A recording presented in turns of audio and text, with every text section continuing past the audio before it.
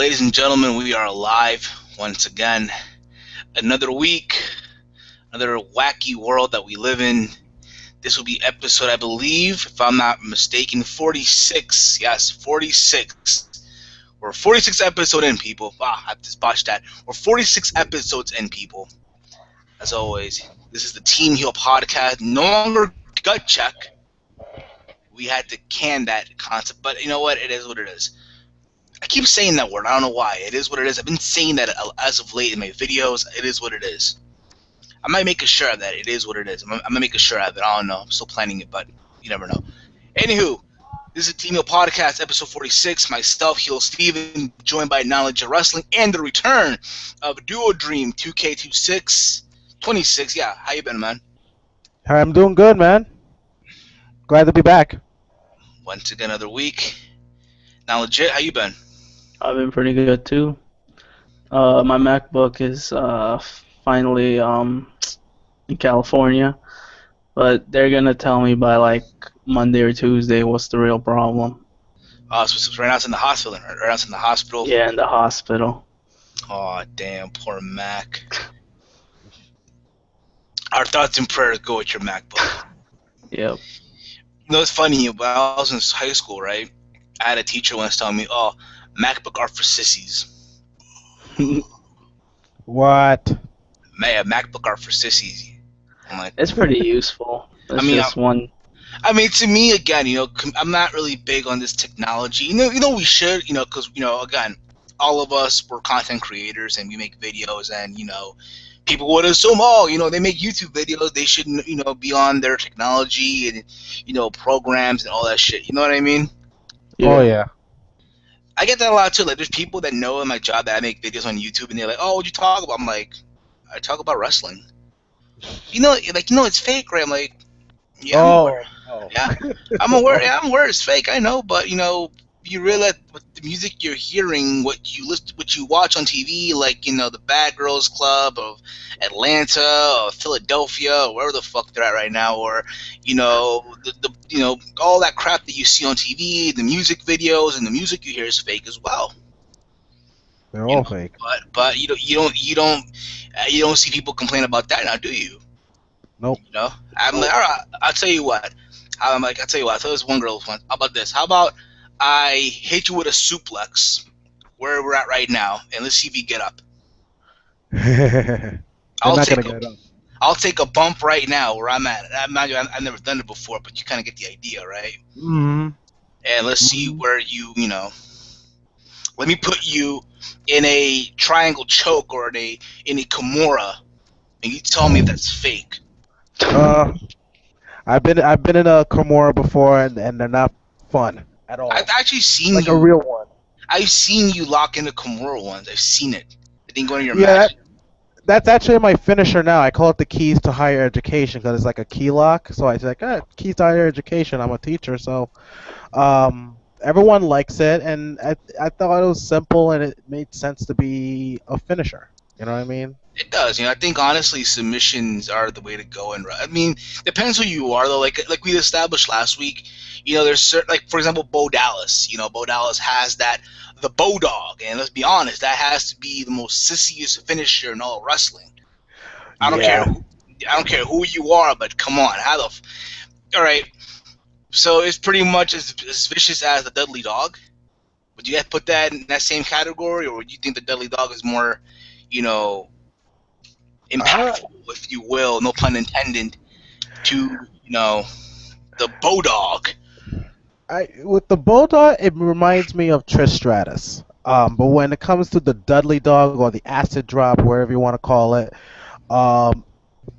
there's like a finesse to that when Spike Dudley did it. You know that once he hits it, you're done.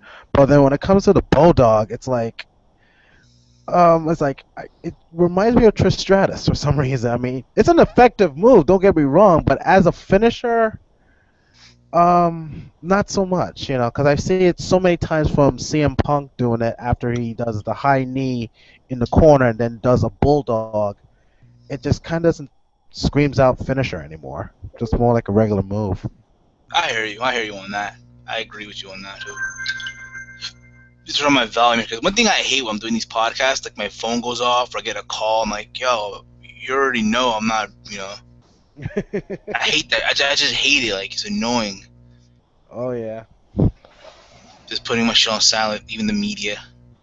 Yeah, that happens to me when I do my videos too. When like all of a sudden I'm doing my videos and then my phone starts ringing and I'm like, oh damn, I have to do it all over again. Nah, no secret between like what I have in front of me. This is my Yeah. backlight, my TV screen. I put on my Xbox 360. I turn it on, and I go to options. I go to store. I go to the storage. It was all like a white screen, right? Yep. And right there, bam, is my light, pretty much. But I bought this from Walgreens the other day, like an LED light Oh, okay. on top of my TV, literally as I'm filming or recording. I'm gonna be honest. I think honestly, I'm about to just start doing voiceover videos. I think it's more easier. I think it's more easier to do it than be on camera. Mm-hmm. You know, I'm not saying I'm not saying that I'm shy or I'm camera shy or anything like that. But I think it's quicker to do. Like, it's easy to just do the voiceover. Just, Yeah. record what you're saying, get a picture, and then put it together, and boom, there you go. It's quicker to even upload to render. It is a hell of a lot faster because I've done that a couple of times. Well, I haven't done it with my videos.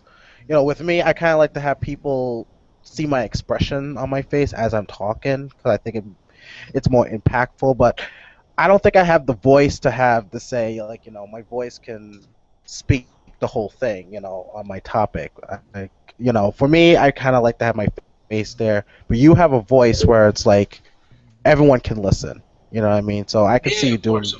Of course. I mean, I'm not saying oh my God, I'm like a soul monster, Don Tony, or anything like that. But I mean, I'm not saying that either. I mean, I'm a communications major, but even if that, like, Mm. You know what I'm saying? But yeah, I just find it more easier. Okay. I just find it easy in the aspect of, I can just record it, render it, and renders mad fast. If you have the program Audacity, Mm-hmm. I'm sure you heard. I'm sure a lot of people heard of it too. Audacity it's pretty much an audio programming. I'm actually gonna check that out. I think Walter's gone. No. Apparently his internet got disconnected, but he's gonna get back on. Okay. Yeah, but again, I think again, what I was telling you, it's annoying when I hear that shit. Like, I remember, was it? Let me ask you a question. Have you ever used a wrestling move in an actual fight? In an actual, fight. You know what I mean? An actual fight. Like a wrestling.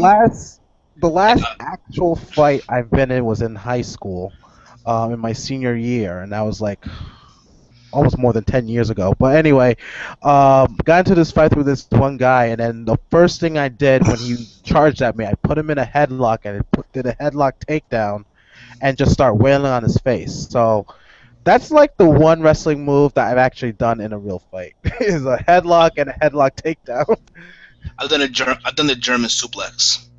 Really? A German suplex. That ass, a German suplex. Please not on the concrete, man. That'll kill It was on grass. It was on the grass. So I mean. Oh shit! Believe it or not, I've done the package pile drive on a chick. No, but on the trampoline, on the diving board, going into a pool. Oh, okay. I was about to say you did it on a chick. I was like, oh my shit. I'm not on the pool. I actually want to do it though. I really want to do it. Like, one day I'm just drunk out of my mind. I'm about to go in, just boom. That's just me, of course, and everyone has their own sick fetish, but it is what it is, Yes. Anywho, this week, a lot of things are going on in the world of wrestling. We had Slammiversary, where we had the start of the World Cup. My father had a successful surgery. He's in recovery mode right now. Glad to hear that. It's a funny story. Supposedly, the doctor gave him 2 weeks off. He's like, no, I'm going to request 2 more weeks off. I'm like, what the fuck? So, hold up, you're going to come back to work at the end of the World Cup? Yep, pretty much. Wow. And speaking of the World Cup, I'm not sure if you follow soccer or not, but it's a lot of shock. Walter, I'm sure you heard of it too. Yeah, a lot of upsets. If you can, Walter, just hold your mic up to here, though, a little bit. A lot of upsets. There you go. I mean, yeah, absolutely, a lot of fucking upsets. Spain, the champions. The champions have been eliminated out of the World Cup. They're gone. So is England. Sad. Yeah, our friends in England, it happened. It's just the beauty of soccer or football. Wherever wherever you were from, and you're listening to us live right now, wherever you are from, wherever you refer, it's an amazing sport. Anything can happen. The World Cup, the WrestleMania of soccer or football, again, however you want to refer to it as. And the two favorites are gone already. You know what it is too? The thing with Spain, and I've said this before. If you notice, every team in this World Cup, they were able to, switch up their squads, revamp it, if you will. Yeah. Revamp their roster. Like you see guys in different I stutter too much. I don't know why this happens, but if you notice, like a lot of these national teams, every national team that's in the World Cup, they have revamped their teams. You see a lot of guys are in their early 20s and all that, and for Spain, unfortunately, they're using the same people that played in South Africa in 2010. And these people that played in South Africa in 2010 for the World Cup are no longer in their primes. Xavi, Iniesta, I'm sorry, people already know that already, and that is their problem. They're in their 30s. Yeah, in soccer, believe it or not, once you hit 30, you're old. You're old as shit. Old. You're old once you hit 30. I mean, you could probably make a living in the MLS, but you're not going to perform at the level of, And it's funny because I watched the World Cup, obviously in Spanish, Univision. It's more, intriguing. It's more entertaining. I don't know what. Yeah, exactly. And there's sort of video or a highlight. When the game was over, they show the people in the crowd and they go crazy, whatever. And some guy had his tablet, right? Yeah. He wrote "Adios España." Like, wow. He misspelled Spain, by the way, but in Spanish. But I kind of get it though. Like, damn, no one thought it was gonna happen. And today as well, Costa Rica beat Italy. Costa Rica beat fucking Italy 1-0. That's amazing. It's amazing when all the ticos, what they call Costa Ricans, literally went crazy today. Yeah. Like, honestly, in the town that I live in New Jersey, I see Colombians, I see Uruguayans, I see Peruvians, my parent nationality. I see Portuguese people, or sometimes some Mexicans, but I rarely see Costa Ricans. I rarely see them. And today they just appeared out of nowhere. Like I seen car with flags and shit. Yo, what the fuck? Like I never knew you were Costa Rican, but it's interesting. There is something there. We just never know. Exactly. Even it's funny. Our good friend Eric, DJ Eric. Say hi, Eric.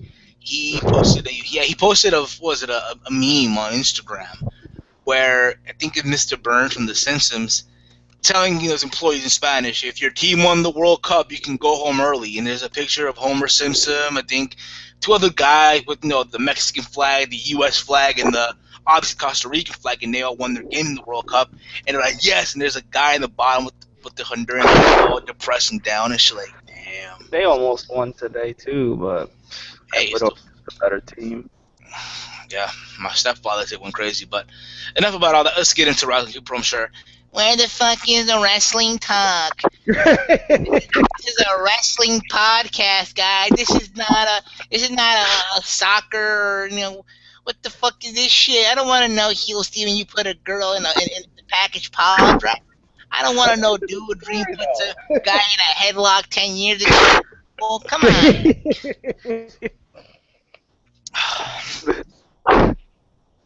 Those are gonna have some good stories. Yeah, absolutely. I mean, again, you can't always come up with the same shit, though. Like, you gotta switch it up a bit, That's the beauty of this, Oh, yeah. Slammiversary. That was last Sunday. Knowledge of Wrestling, I'm sure you saw it, dude. I know you didn't hear it, you didn't see it, but I'm sure you heard what happened, which is fine, too. But I'll say this. I'm gonna be honest, not legit. I don't know about you, but for me, going into this pay-per-view, I had zero expectations. I really did. I think it's because the lack of building, the lack of booking, and I hate to use booking because, again, I'm not a wrestler, I'm not a promoter, but, I can see why now, these smarks, reference the word booking in their reviews and their videos. You know what I mean?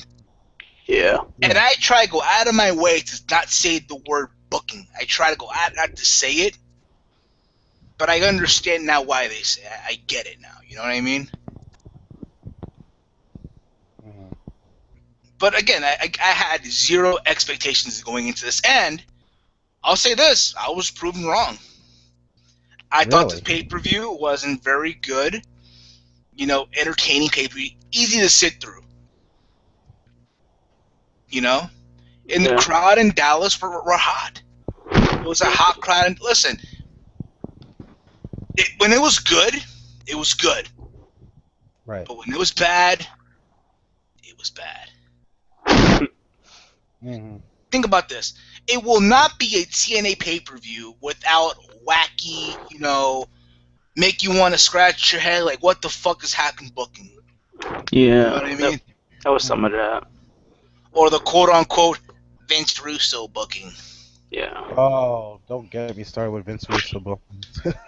Did you ever read his I think he wrote a fucking blog defending TNA, you know, like defending the booking team, the creative team of TNA. No, I haven't read that one. I haven't read that blog. I actually haven't heard he wrote a blog about defending TNA. He wrote a No. blog. Nah, he wrote a blog. Like he wrote a blog, and it's kind of crazy. Like it's crazy how the internet was. Oh, he hit the nail on the head, but that's a different topic for a different day. Yeah. But again, with Mm. Summerversary, I thought again it was an entertaining show. I was happy for them. I really was, because they needed this show. Damn, they Right. needed this show. Yeah. And again, I thought it was a good show. Like I said, I hate being I really do. I hate being repetitive. That's my big what's what I'm looking for. That's my big pet peeve, if you will. I'm still repetitive sometimes. I hate being that, but I was gonna tell you, fuck. Again, it was a good show. I enjoyed it. Yeah, I I had low enjoyed it. expectations for it too, and definitely exceeded my expectations. The pay-per-view, yeah, I thought it was pretty good, and it's kind of surprising because with the build-up and I wasn't really too excited for it, but I think they did a decent enough job to make it watchable. Absolutely. That's what I think mattered the most. That's what I think really mattered the most in the situation. Yeah. If we're gonna go by match here. We're gonna go by match by match. All right. And I'll be talking about the big thing that happened as well on the show. For starters, see here, we had the opening match. We had, I believe it was Bobby Lashley and Samoa Joe, where the winner would have advanced to the main event in the three-way. In the steel Oh, cage. what about the X Division match? Oh yeah, I forgot. Oh, I botched. Botchamania. I apologize. But one thing I'll say before I get into the first match. Before I get into the first match, I'm gonna be honest. I'm a little confused as well. Okay, I don't know what is TNA's WrestleMania. Is it Slammiversary or is it Bound for Glory? I ask because I'm sure you noticed the video pack that they played before the show. I'm sure you noticed it. Yeah. And I'm like, okay, what's the WrestleMania? Is this like the WrestleMania or is it Bound for Glory? Honestly, in my honest opinion, I think Summerversary should be the WrestleMania pay-per-view. It should too. It should be their biggest show of the year, in my opinion. I've always thought it'd be Bound for Glory, to be honest. Yeah, that too. Yeah, but if you've watched that video pack and he talked about tonight we celebrate a night of history and something like that, I'm like, all right, you know what? This is probably the WrestleMania. It's their anniversary of existence, so yeah, it should be Like their biggest show of the year. Yeah, it should be. And maybe have Bound for Glory be like a SummerSlam or something like that. No, I think honestly those should be their two big shows. Obviously, yeah, they are, but Right. which one is bigger than the other? That's what I'm trying to ask, if you will. You know what I mean? But again, Well, seeing as that they introduced the TNA Hall of Fame, I would say Slammiversary, since they do it every year on that night when they do the Hall of Fame stuff. They induct the person the night before Bound for Glory. Oh, we gotta get in the Hall of Fame. We gotta get into Yeah. that too. Oh my God, the stuff that I heard. But again, one second here. Let me just share this on Twitter real quick that we are live, so people know that we are live, motherfuckers. We're live, motherfuckers.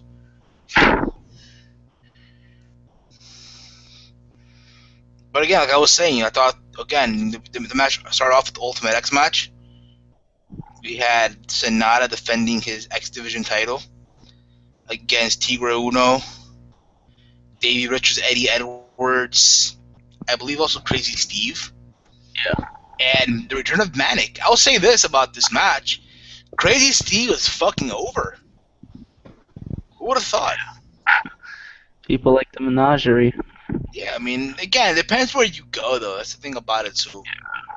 In my opinion, it depends where you go to. It depends where you're at in the country. In some places, Yeah, I think they're gonna get over now that they're not in Orlando. Well, they're going to bro, take. you're coming on.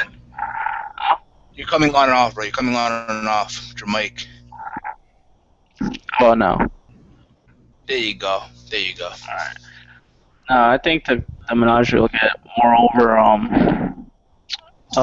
In Pennsylvania. They're in Pennsylvania right now, right? So. Bethlehem, Pennsylvania. Yeah, and in New York, I'm pretty sure the crowd will like it more than Orlando. Indeed, absolutely. I think, again, the best thing they've done right now is take these latest tapings out of the Orlando Impact Zone. Yeah. That's the last thing they should do is go back to the Impact. But again, it's TNA here, But again, this match was a good match. I enjoyed it. I'll be honest though, I just wish it was a little longer. Yeah. I get it. TNA, they always go out of their way to put these X Division guys to start the show, to kick off the pay-per-view, to get the crowd, and I get that, fine. But it's their X Division. Come on, it's the guy that got your company on the map. That's true. Very true. Like, I think, if anything, if this match would have got 10 more minutes, I think, you know what, it would have been even more of it would have been from good to amazing, if you will. Could have been longer if they didn't have that MVP promo, that extra long TNA Hall of Fame segment. So. That's true. But again, there was one spot in the match that got people going crazy. Like it was a spot they had a ladder in the middle of the ring, and they had another ladder connected from the ladder to the middle rope, like a little bridge, if you will.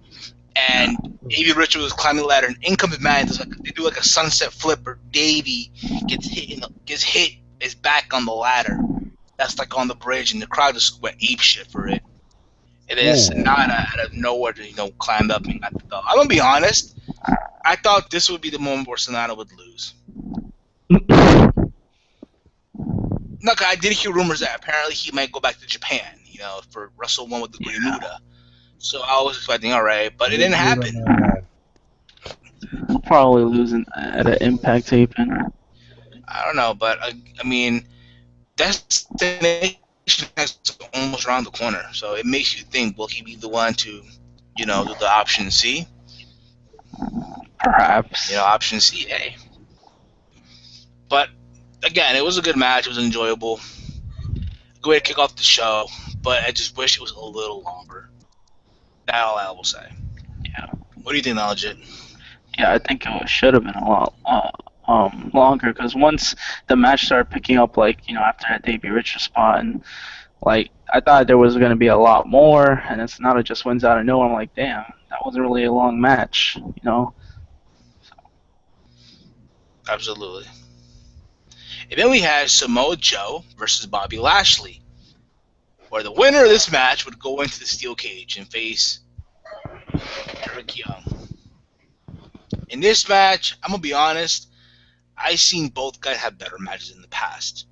But for what it was okay. However, to me, who should have won this match was Samoa Joe. Yeah. All right, and not Bobby Lashley. Because obviously the crowd was so in for Samoa Joe. And just put it this way, every time it seems that Samoa Joe is going to do it, TNA, for some reason, pulls the rug from under him. It's like he's literally TNA's Dolph Ziggler in a way. Yeah. good example. It sucks. Yeah, like they were pushing him for the world title. I thought, man, if they're gonna have Eric Young beat Magnus for the title, why? Why can't Samoa Joe do it? You know, he's been there for years. People like him. He's over, and I don't know. They just don't want to give him a push or the title or anything like that. That really shocks me too. I mean, I've seen him since he started in in TNA, and he was like over as hell. And now all of a sudden, what Steve is saying, he's TNA's Dolph Ziggler. I'm like, what did he do to Exactly. get in that spot? I know Hulk Hogan had something to do with it at one point. That he had other plans on who he feels is the top guy, but now he's gone. And like, okay, can we push Samoa Joe in a way because he's like one of the last guys that is the definition of TNA. You know what I mean? Snapple. Yeah. Please don't say any Snapple facts, please. I've been hearing a lot of that on Facebook. Diet Peach. No Snapple facts, please. Peach. But again, I agree. I think again Samoa Joe deserves better. In my honest opinion, I deserve better. But yeah, Bobby Lashley wins with the spear. Let me ask you a question. A spear. Let me ask you a question. Who has the better spear? Because I've been hearing this debate, like, between Bobby Lashley and Bill Goldberg. I'll say this. I think Edge has the weakest spear ever. Edge shouldn't be doing the spear in the first place, in my opinion. As a finisher, like as a setup move, yes. As a finisher, no. Just like that's my opinion. I just like the way he sets it up. I think he has the best setup for the spear because he gets all crazy. And but yeah, I think Goldberg's spear is the most deadly one. Oh yeah. Wanted to put it out there, just give my thoughts on that. But I see what you mean. Then we had the next one. We had Willow, aka Jeff Hardy, alongside the Monster Abyss against Magnus. I guess you. Magnus. You gotta hold at him. Magnus. It's like someone asked you a question, and you just someone asked you a question, and when I ask you gotta be like, Magnus. Pretty much, yeah. I'm gonna be honest. Now? I'm gonna be honest. I thought this match was okay, but I feel like it should have been a tag team. It should have been a tag match based on what happened, with Bram and Abyss outside the ring, and to my surprise, Magnus won clean. Yeah, finally. He won a match clean. Like, yo, you got not done it when he was the champ. Like, exactly. I guess they finally learned. I guess because this, during Impact, they show the new form of Magnus. Because what Bram wanted to be more aggressive and stuff, and now he's winning his matches. Legitly no interference. This could have worked when he was champion. Could have had a longer title reign too, but at least he beat Willow. I was afraid Willow was gonna go over, so. Yeah. But again, I thought it was an okay match. And then we had the announcement for who will be the next Hall of Fame inductee for the TNA Hall of Fame. And out comes Kurt Angle. I always find it funny when there's an angle involving Angle, if you get what I mean. It's only an angle. Involving Angle. An angle involving Angle. Exactly. And he announces the next Hall of Fame. I'll be honest, going into this, I'm like, all right, it's gonna be Jeff Hardy or someone that I was expecting. If anything, Jeff Hardy. Obviously the two guys that would make sense are gone. Jeff Jarrett, AJ Styles, gone. Or hell, maybe even this guy, Bobby Roode. Yeah. But ended up being Team 3D, the Dudley Boys. Mm-hmm. This is my thoughts. Listen, I love the Dudley Boys. Team 3D. What everyone refer to them as, I love the guys. No homo. Probably one of my top favorite tag teams in the business. growing up watching and all that. You know what I mean? Mm-hmm. Like, it's crazy because in my top, I also have the Nasty Boys, believe it or not. You never hear people talk about the Wow. Nasty Boys. You never hear people talk, oh, what about the Nasty? You never hear that. But, it is what it is. There I go again. It is what it is. What the fuck? They were good brawlers. Yeah, I know. Nastyville, USA. I remember WrestleMania 7 when they won the tag titles and Jimmy Hart's outside the ring just with his feet in the air grabbing the titles and shit, but that's not the point about this. That's not the point. That's not the point. But again, Team 30 in the Hall of Fame. Listen, I love the guys, no homo, my favorite tag team growing up and all that. But look, going into this all right now. Yes, TNA been around for 12 years. I'll Yep. give you that. All right, and they could put guys in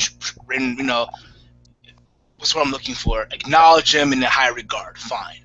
No problem. They can have their little Hall of Fame. No problem either. But what does Kurt Angle, what does Sting, who is now gone, but decided to deal with WWE, and now Team 3D all have in common? They didn't originate in TNA. Exactly. And it's the TNA Hall of Fame. Listen, I would have rather seen, don't get me wrong, it's good for them, fine. The moment itself was good.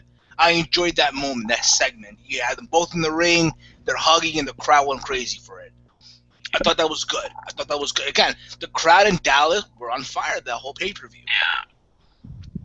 And again, it's Dallas, it's a wrestling town,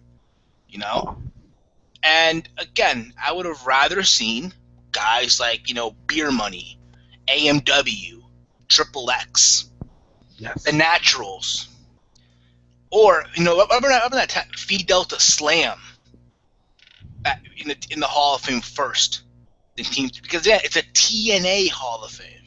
Right. You know what I mean? And it goes back to what AJ Styles said on Jericho's podcast, which is, Damn. damn. Nope, I haven't seen that podcast. What's the phrase that I've been putting on Twitter and Facebook? Oh yeah. Perception is reality. Perception's reality. Yes, perception's reality. Pretty much what you're telling people is that, hey, these guys that they're putting on this high prestige are better than our own homegrown guys. Yeah. That's pretty much what you're telling people. It sucks. In a way, I'm not saying it sucks, but it's like, I get it too, because the two guys that should be in the Hall of Fame right now are gone. Jarrett is gone, Styles is gone. If they would have still had Christopher Daniels, they'd put him in the Hall of Fame. Yeah. At this point, I would have rather seen them put in Jeremy Borash. Jeremy Borash, Mike Why Tenay. not? Or Mike Tenay, or Mike Tenay, or put fucking Earl Hebner, put him in the Hall of Fame. Look, can I make a comment about this whole thing? Shoot away, my friend. Yeah. Well, here's the thing. Like, yeah, I understand. Like, like AJ Styles, Jeff Jarrett are gone, but the company I work for, RWA, right? Mhm.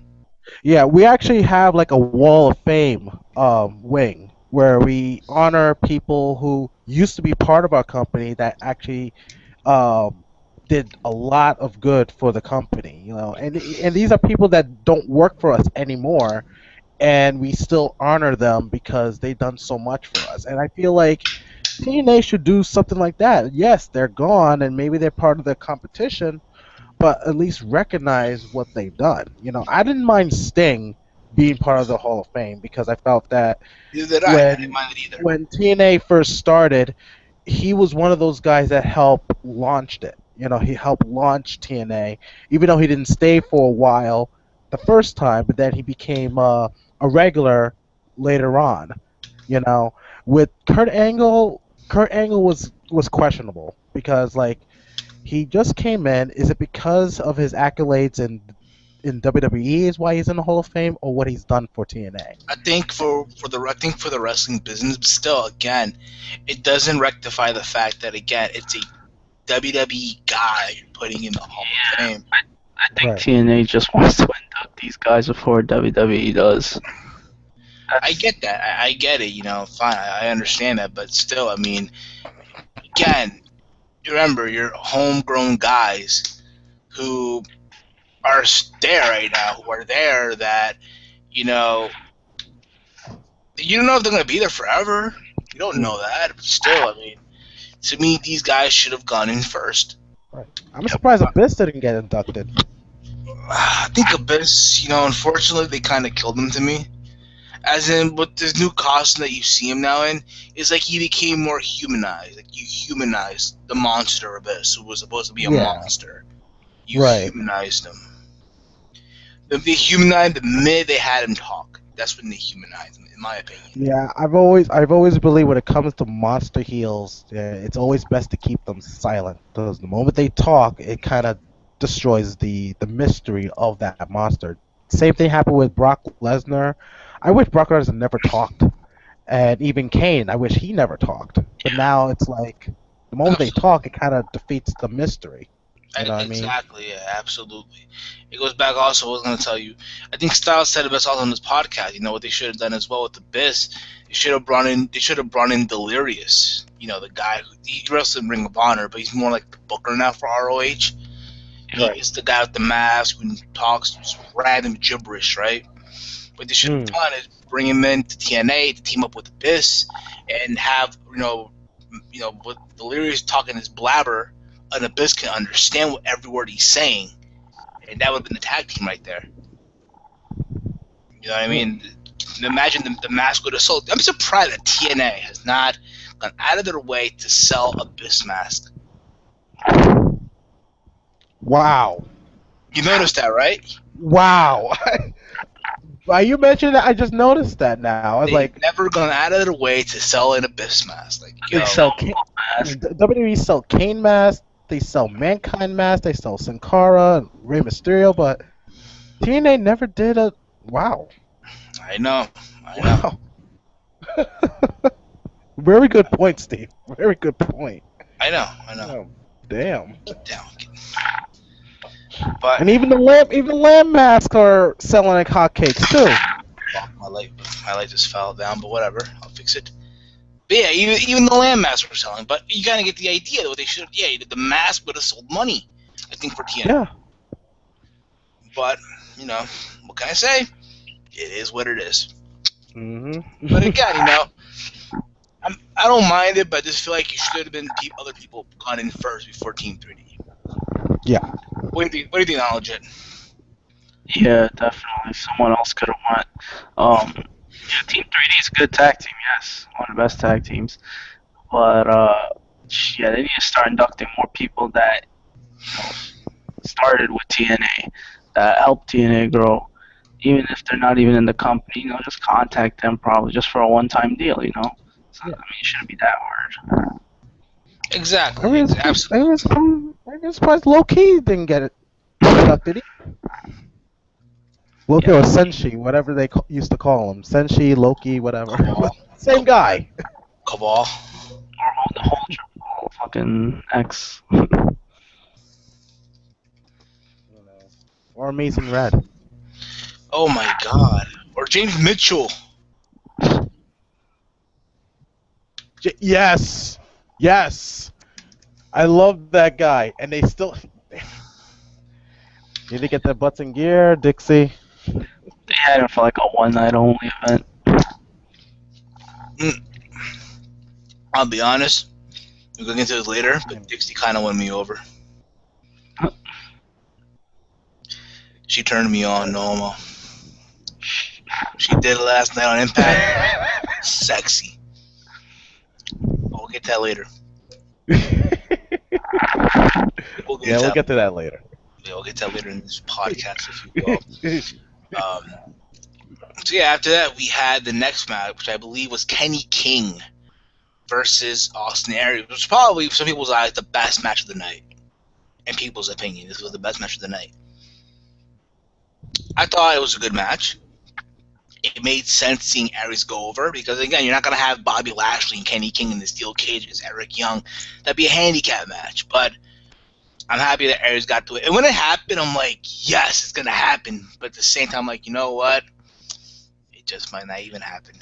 I even wrote to you, please TNA, please let this happen tonight. Please give it to him. Let him run with it. But again, I thought it was a good match. I thought the match was good too. Yeah, it would be kind of weird seeing Lashley and Kenny King because it would have been a handicap match and probably wouldn't have been as exciting as the main event was. So good win for Aries. Um, and I think everyone wanted him to win that. Maybe he'll. Everyone wanted him to win as soon as they saw him win his match against Kenny King. Absolutely, absolutely, man. And then after that, we had, I believe it was the knockout match, right? Was it the knockouts match? I have no Oh, idea. no. It was a Texas death match. We're not going in order here, but if we're not going in order, by the way. But the main event will be the last match mentioned. But we had the Texas death match, EC3 versus Bully Ray. Now, I'll say this: I knew going in that EC3 was going to go over. It made sense, but to me, I just felt like Dixie Carter should not have interfered. Yeah. If you're gonna interfere, then get put through a table, if you will, right? And it seemed like deja vu from Sacrifice, where Dixie Carter came out dressed up as a camera person, but that didn't happen though. She came out, and there's a chase between Bully and Dixie, and Dixie fucking she runs into EC3 and just falls to the ground. And right out of nowhere, you see Dixie on a table, and then I think it was Spud, or I think it was EC3 hits Bully with the kendo stick, and he goes right into the tables for the 10 count. And it was over. I thought, again, it was an okay match. But, I mean, the finish to me kind of like, You know what I mean? Yeah, I thought it was a decent match, but the finish kind of killed it. I mean, Dixie Carter, I don't like her getting involved either, but it's just like, why can't EC3 go over like kind of cleanly in a way? You could make him look more dominant. The booking was questionable near the end. It kind of sucks, but that's Dixie Carter. She wants to get involved in some type of storyline. I guess so. Darling. But then we had after that we had, I believe it was the knockouts match? I think so. We had Gail Kim versus Angela Love. Wow. This match, I'll be honest, I've seen it so many times already. Yeah. I just questioned the ending. Okay, it was a singles match. It was not a no disqualification match. And in this match, Velvet Sky hits Gail Kim with the hairspray right to her eyes. In front of the referee, that shouldn't have been a disqualification. Ring the bell, right? And then Earl Hebner runs to the ring. He makes Velvet Sky leave the ringside area, and he tags himself into this match to be the referee. And literally, what you see is Gail Kim and Angela Love going back and forth. They're going back and forth. And this referee who was originally there, I think it was Steve Stifler, or whatever the name, Stifler, and another name was Stifler. All right? And you see them at the stand, like, what the fuck? You know what I mean? And Gail Kim unintentionally knocks out Earl Hebner. And it felt like Earl Hebner just was waiting for the spot. All right, give it to me. Bam, it happened. And the same thing with the Lashley match, it felt the same way. But Gail Kim hit the eat defeat on Angela Love, and she pins her. The referee who's outside, Stifler, just standing outside, not doing anything, not getting back into the ring, anything like that. And then there's a roll-up combination, and Angela Love gets the momentum, and then the referee who was kicked out originally gets back into the ring for the 1, 2, 3. This match had Vince Russo booking written all over it, in my honest opinion. What do you think, Legit? Yeah, totally. I don't know why they couldn't find something better, but like most of these knockouts matches with the beautiful people, they end weird. Like, just, I don't know. I don't like the way they finish. And yeah, we've seen this match a bunch of times. They really need to, fix that knockouts division. It was an alright match, but it's not something like it just tells you that there needs to be more knockouts because you can't just have Gail Kim facing Angelina Love again and again and again. Absolutely. Absolutely. They're brutal. They're brutal as shit. And then we had the Von Erich kid. The Von Erich kids, yeah. Ross and Marshall Von Erich versus the Bromans. And as far as their ring work is concerned, apparently this was their debut match on a big stage, and they looked good. There's some generic moves there, but overall they looked good. The crowd was into it. Again, it's Texas. When you think of Texas and wrestling, what do you think of? The Von Erichs. Exactly. You think of Von Erich. All right? And the match ends in a DQ, which I kind of question. Like, okay, you're going to have them debut, and you end their first debut match in a disqualification. And there's like ambush from the Bromans, EC3, and I believe also DJ Zimayan, who's apparently Robbie's not even there. Apparently he's filming The Amazing Race, something like that, right? Like that NBC show, the ABC show, The Amazing Race, with Brooke Tessmacher. And there's a spot where Kevin Von Erich, who's the WWE Hall of Famer, Kevin Von Erich, he should have gone to Why can he go in the TMA Hall of Fame? Damn it, if it's Texas. If it's Texas, come on, put him in the Hall of Fame. They want someone that's not in the WWE Hall of Fame. Wrestling, man, how come they put him in the Hall of Fame? Oh, you're not going to talk now? Okay, fine, you won't talk then. You have to excuse him. The WB is kind of embarrassed after, the Heat's loss. I thought something to do it. Damn. He refused to come on the air, but okay. But anywho, I thought overall to me that should have been a segment instead of a match. In my opinion. They should have had the Von Erichs win, cleanly. I mean, why DQ? It's not like the Bromans are like a great tag team. They could lose. They could lose to newcomers. And the Von Erichs looked pretty good in this match. I wonder where they're gonna go from here now, Joe. We will never know. We will never know what you do to me. I'm gonna stop singing. But yeah, and then we saw the famous, Von Erich claw. Oh yeah. Claw on Zima Ion. There you go. The crowd went apeshit. Apparently, when they announced that Von Erich was going to be there, the tickets went up. The ticket sales went up. Wow. Like the crowd in Dallas was amazing. They were on fire. The venue looked like it was sold out. Yeah, they had a lot of people there. From what I heard also from people that actually went to the show, what TNA did, they grabbed everyone, they put them all in this one spot. Yeah. But again, I don't know if it's true or not, but that's what I heard though, from a source, Dave Meltzer. I don't know. I didn't hear from him. I'm not subscribed to that. So no. The only thing I'm subscribed to is the WWE Network and the UFC Fight Pass, which is like the WWE Network, pretty much the UFC. But all the pay-per-views for free. Half off, but I don't know. I still watch free. I still watch free anyways. Nah, but what was I gonna tell you? But again, it wasn't okay for what it was. Then we had, I believe, James Storm versus Mr. Anderson. Let's be honest, for me, this match was more for their TMZ moment, their Sports Center moment, because they involved the Dallas Cowboys. These Cowboys are not well known.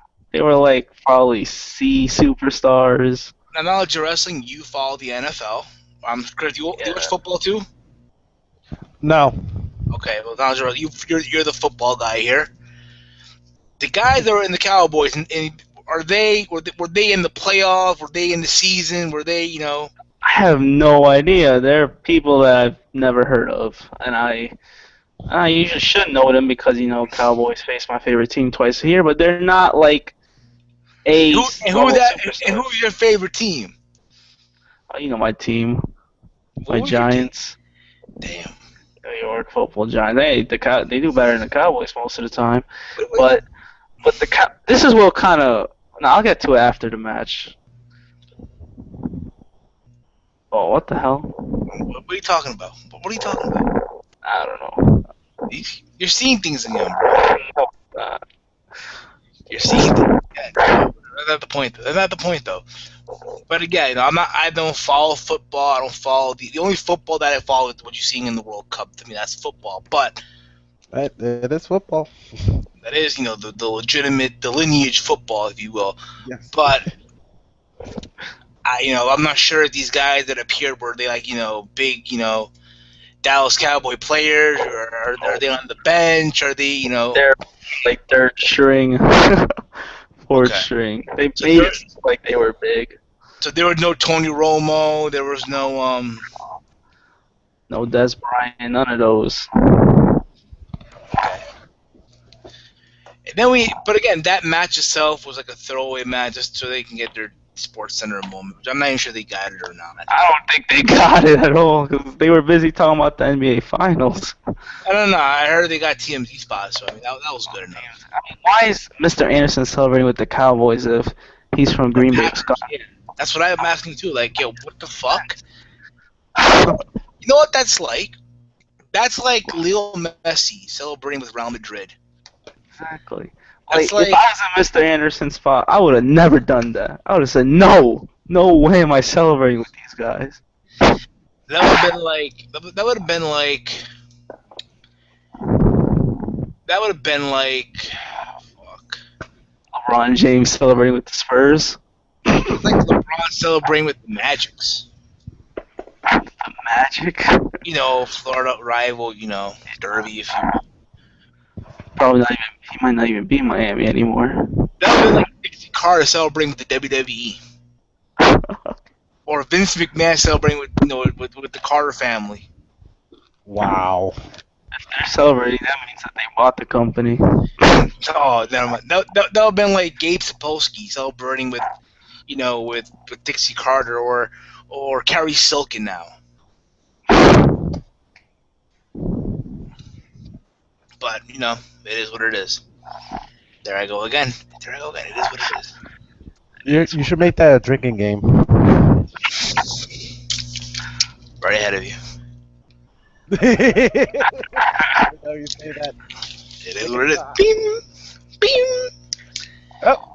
It's funny. I saw this video on YouTube from Gordon Ramsay from Hell's Kitchen, right? It's F-bomb and curse. How many times he would get out, how many times he says the word fuck, right? And on the side, every time he says a word, the number turns. Bing. That's about to do like, bing. Some of the same things probably, but who knows? Sonny also commented on, let's see here. Because, yeah, I'm also on I'm in a cough head. I'm part of COH, Call of Honor. Call of Honor. Car, what? Yeah. COH. Call of Honor. In the WWE games, you can create your own wrestler, whatever. Well, they call that Caw, create a wrestler. Call of Honor. COH. Yep. COH. Oh, I thought you said.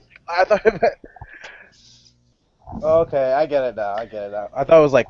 I thought someone said car of honor. I'm like, car of honor. Like, what, you're using cars or something like that? But then when you said car, I was like, okay, I get it now. Call of Honor. I am Stefan Guerrero in that fed. Create a wrestler. Yeah, pretty much my guy. I'm like their Kevin Steen, but I haven't won a title yet. I'm new, but whatever. There I go again.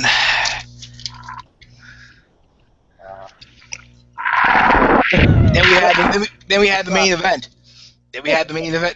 event. We had Eric Young versus Kenny King versus Austin Aries. I thought this match was good as well. The spot where Eric Young did the diving elbow from the top of the cage. And when they went, Bobby Lashley. I'm sorry, I botched it. Bobby Lashley versus Austin Aries versus Eric Young. I apologize, people. It's Friday. Payday, and my vacation don't start till after Saturday. But that's not the point, though. This video, this podcast, and I thought this match was good. I enjoyed it. And when Bobby Lashley got speared out of the cage, and normally when you think about it, it's a cage match, right? It's a cage match. Pinfall, submission, or escaping the cage. They took that option out. Or or if you lead through the door is also a win, right? It should be a traditional cage match, right? They took that out. Unfortunately, but That kind of made sense. I guess they wanted a 3 guys. I get it, bro. You guys be close to your mic, bro. Like I hear you like off. there has to be a clear cut winner. There you go. You gotta buy headphones, bro, like these, bro. Once you get that Mac, once you get that Mac back, The Mac has like a mic that's good enough, but this one doesn't. So once you get that Mac back to the normal. But again, back when it was down to Aries and Eric Young, I'm like, finally, yo, okay, let's see what happens. And with Eric Young kicked out of that power drive, I'm like, yes, there's hope. It's gonna happen. I'm like, please, to the wrestling gods, please, JBL, please, let it happen. Give it to Aries, and it happened again. The power driver, and Eric Young got to win. It's funny. There was a woman in the crowd, like when it happened, like that was literally her expression. I'm like, mine's 2. Anyway, mine's 2. Because again, like to me, who should have won it was with Austin Aries. yeah, Aries, you can think about Austin Aries. I was talking about this with Wrestling Talker UK on Twitter. Austin Aries can leave television for 3 months and come back, and it's still over with the crowd. He has that ability. definitely. And I'm like, you know what? This is my belief. Bound for Glory. I'm calling it right now. I'm gonna stick to this. Bound for Glory series. The finalists will be Samoa Joe and Austin Aries. I hope so. That will be the final, and I don't care from them two who wins it, but one of them are gonna win it, and they'll win the strap. That's what I think will happen. But again, at the time, I'm like, you know what? And at TNA, I guess they enjoy getting the 0.69 rating, whatever it is, with Eric Young as the champ. At the time, things have changed along the way. We'll get into in just a little bit in this podcast. But right now, that's our thoughts on Slammiversary. What were your thoughts on the main event on wrestling as a whole? I thought the main event was actually pretty good. They had obviously this was a last minute change because MVP got injured. So I mean, for a last minute planning, this was actually decent. This was a good match to be kind of main event worthy. I mean, didn't have a lot of time, but I thought it was good enough. For change. Because it was a last minute change. So I thought they did a good job doing that. Absolutely, I agree. And that's what happened. And now, we have now talk about Raw, WWE now. The WWE, the quote unquote, the mainstream company, if you will. In this Raw, there are some ups and downs. We had Seth Rollins versus Dolph Ziggler, which I've seen 3 times already. Every time that I've seen it, I get it. You had it on main event. You had it on SmackDown, on the B show. You had it on the network. For the network viewers on main event. Now let's have it for the mainstream viewers on Raw. Yeah, and have Ziggler lose again, kind of. Have Ziggler lose again. Yeah, have Dolph lose again. Yeah, that's money. I put that in the seats, but I thought overall it was a good match. It's an enjoyable match. But Seth got the win.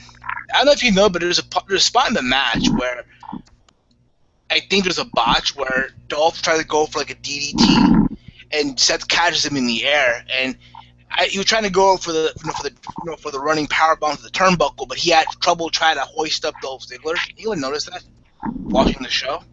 Yeah, watch. There was a botch, but again, I'm not saying that word. It happens. Seth got the win.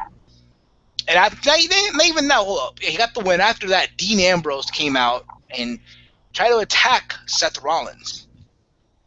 And Dean Ambrose is now wearing blue jeans and tank top. and a leather jacket. I think, honestly, to me, his attire looks a little generic, basic, if you will. It That's me. fits him. Yeah, it does, but it just looks a little generic, though. I mean, yeah, at first I didn't like it, but I seen it. I think I made a event or SmackDown. I don't know. It's. I think we could get used to it easily. Because it kind of fits him in a way. What do you think, Chris? Do a I dream? think it fits his character. I mean, he's kind of whacked out. You know what I mean? It's like, does he really care about wearing wrestling attire? He just goes in there to fight. So it kind of does match the character that he's doing. I'm asking you the question right now, and this might come a little like, oh, you're That's just me, crazy. though. Hey, that's cool. So I'm asking the question right now. This might be a little crazy, and I want you guys also in the comment section, those who are viewing us right now, in the comment section, let us know also. Do you see Dean Ambrose as the modern day Rowdy Piper? Perhaps. Yeah. Based off how he is. I kind of do, because Is he like literally like our modern day Rowdy Piper? Literally. Without the kilt, if you will. I do see him. Without the kill, yeah. With a little bit of The Brian craziness. Pillman and too. yeah. It's like Brian Pillman I and definitely Roddy Piper. see Piper in him. It's like Piper and Pillman made love, and out came out Had a Dean, out baby. came had a baby with Dean Ambrose, or John Moxley, everyone referred to them as. But then we had Dean Ambrose versus Bad News Barrett, which ended in a count out. And after that, okay, overall this Raw was okay, but I'm not gonna get to every detail of the show. But let's talk about the main aspects of the show. We had this segment where Vicky Guerrero was supposedly canned coffee or cold coffee. I don't know. Like, to me, when I think of coffee, I don't think of it being poured in a see-through cup. It was That's probably iced coffee. Me neither. I think when I think of coffee, I think of being poured in a styrofoam cup. You know what I mean? It's probably iced coffee though. And apparently, apparently Roman was like, oh, they're gonna fire you, whatever. Oh, apparently after that also, they're gonna have a battle royal to determine the next entrant to the Money in the Bank ladder match.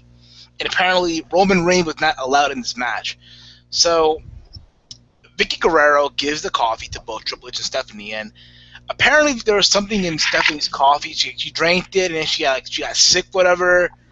Or no, what happened before that was Triple H, like, he bumped into Vicky, and the coffee that was in her hand just fell on her dress, whatever. It's like, okay,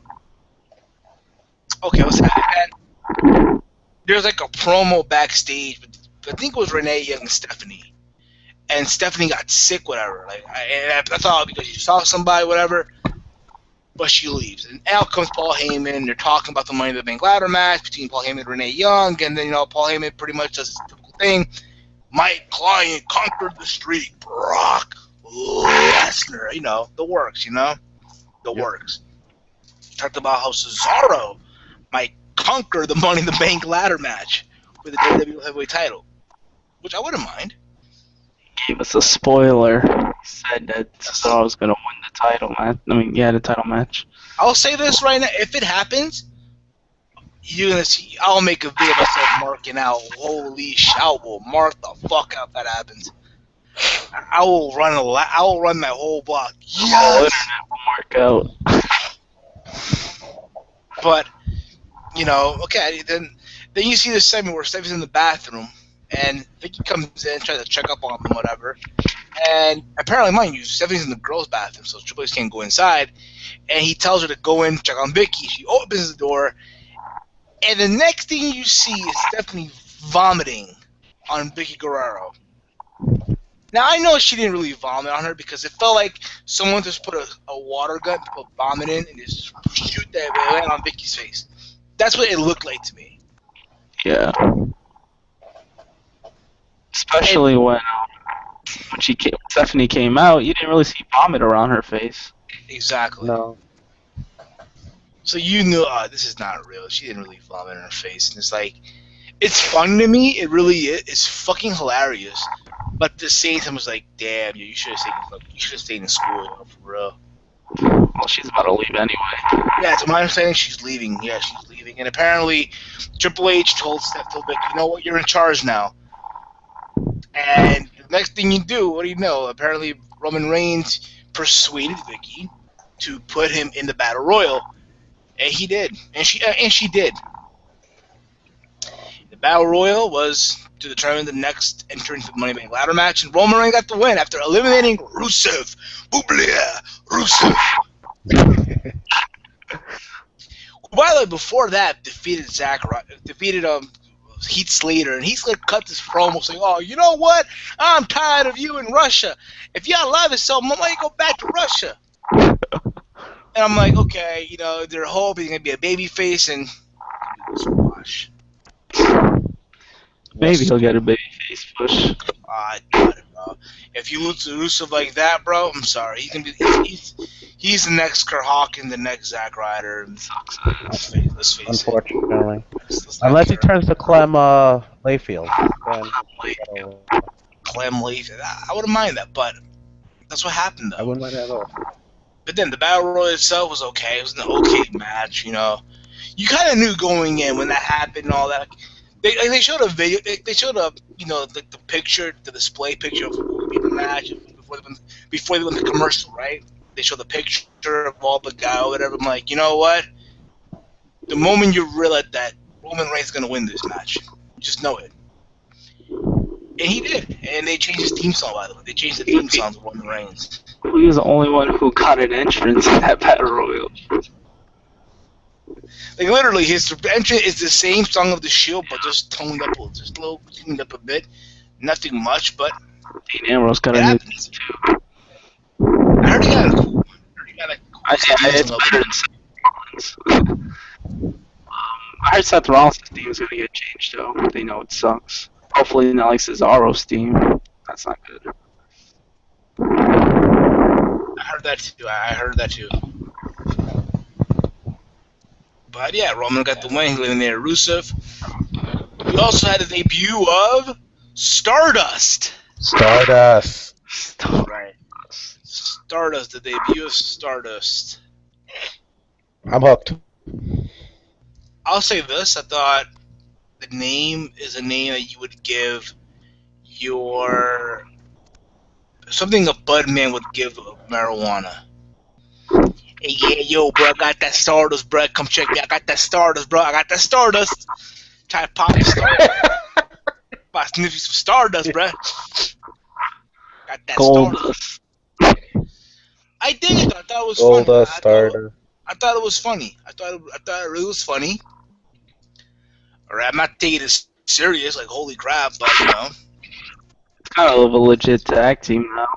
Yeah, Both are similar. They do. Yeah, absolutely. They look like a legitimate tag team now. WWE needs right now. WWE needs tag teams right now. They need them. Definitely. To my understanding, the Ascension are going to.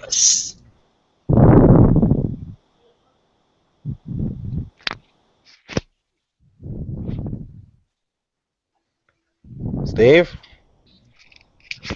Oh, I thought I was Yeah. connected. You hear me? Yeah. We can hear you now. Okay. To my understanding, the Ascension are going to ascend to the main roster. You see what I did there? No pun. Mm-hmm. They're going to be ascending to the main roster real soon. But again, they need more tag. WWE right now. WWE needs tag teams right now. Yeah. Yes, they do. They need to improve their tag team division. So I don't mind them. They're gonna do Stardust and Goldust, call them Team Dust, and go ahead. Why not? More power to them. If they can have Cody Rhodes' wife, Randy Rose or whatever, Eden Styles as the Marlena of the trio, then so be it. It could work. It could work. Hey, Exactly. the moment he came out for that character, I knew it was gonna work. I mean, it confused me. I know it confused a lot of people at the arena, but I know that once it sinks in, people are gonna love it. They're gonna love the character. Absolutely. We also had the guest host was Kevin Hart. Kevin Hart. Kevin And Hart. he was doing ring commentary with Jerry Lawler, JBL, Michael Cole, and they were commentating on the match between Fandango and I believe Adam Rose. And I got to see on TV, you won't believe it, former OVW World Champion Cayman Olivencia. He was part of Rosebuds. He's one of the Rosebuds, yeah. Hey, I'll take it. I'll take it. Why not? I'll take it. I'll take it. And yeah, I think it's Zack Ryder. Zack Ryder. What a shame. But again, it happens. It happens.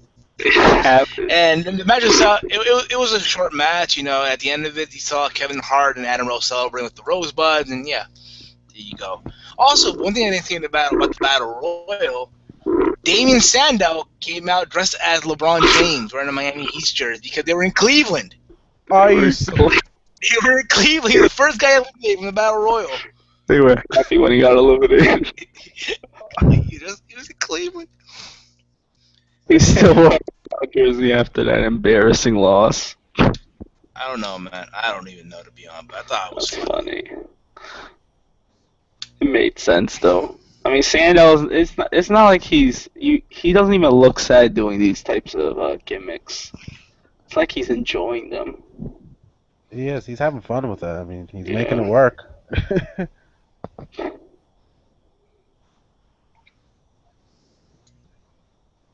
Steve, you there? Yeah, I'm here. Apparently, I'm reading an article. Apparently, AJ Lee is pregnant.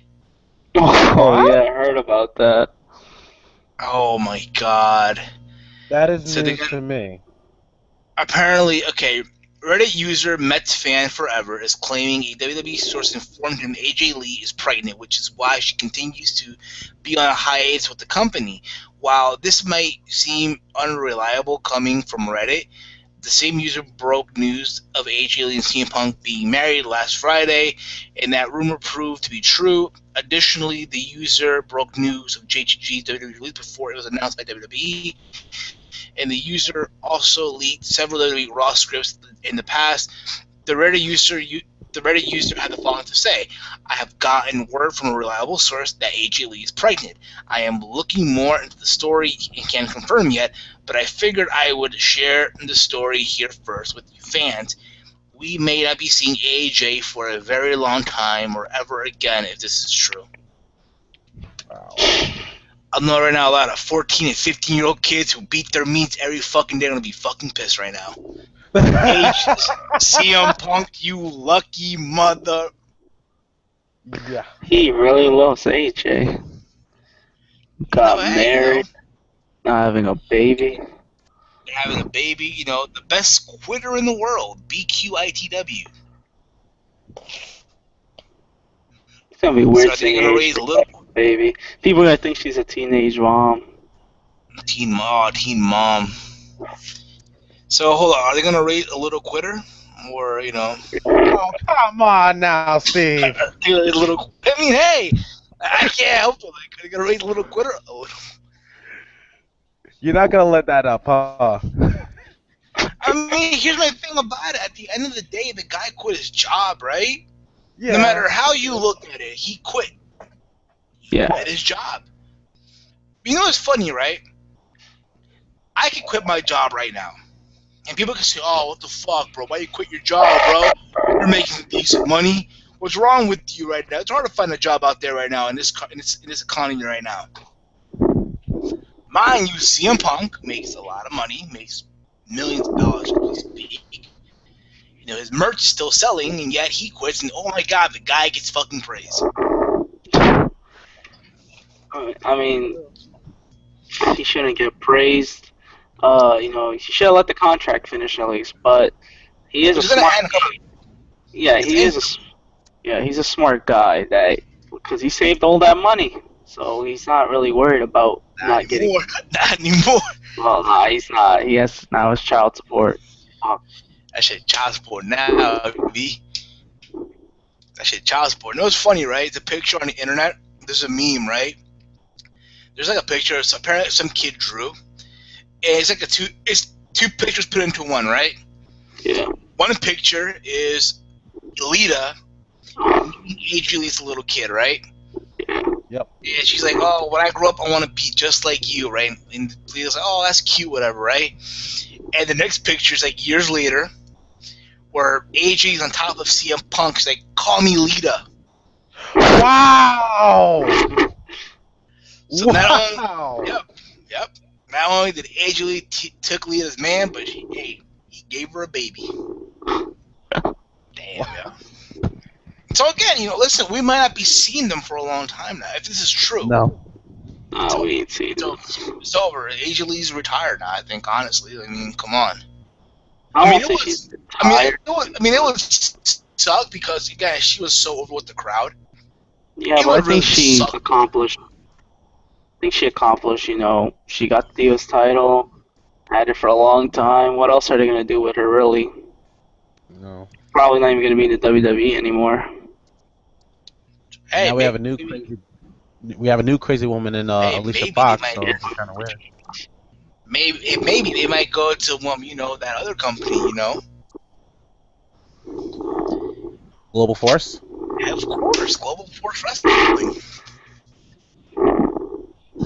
Global Force. Or maybe, maybe a Ring of Honor. Listen, all kayfabe aside and shit, on a serious matter, if this is true, then congratulations to both CM Punk and AJ Lee. There's a lot of jealous guys out there, but congratulations. Yeah. Exactly. If that's the case, you know what? On behalf of everybody here at the TEAMHEEL podcast, CM Punk, all we gotta say is.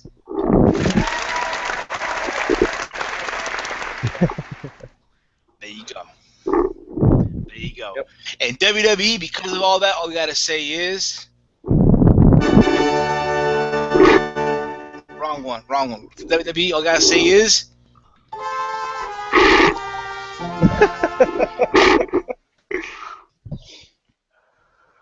Well, there's always Paige.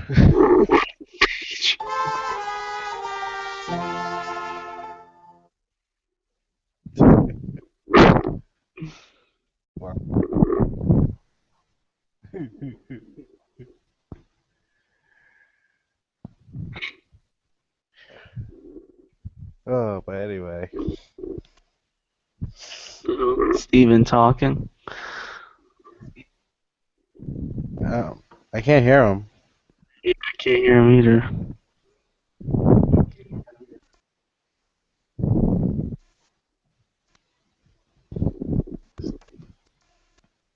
Everything okay, Steve? He played that effect. Can't even hear him now. Uh-oh.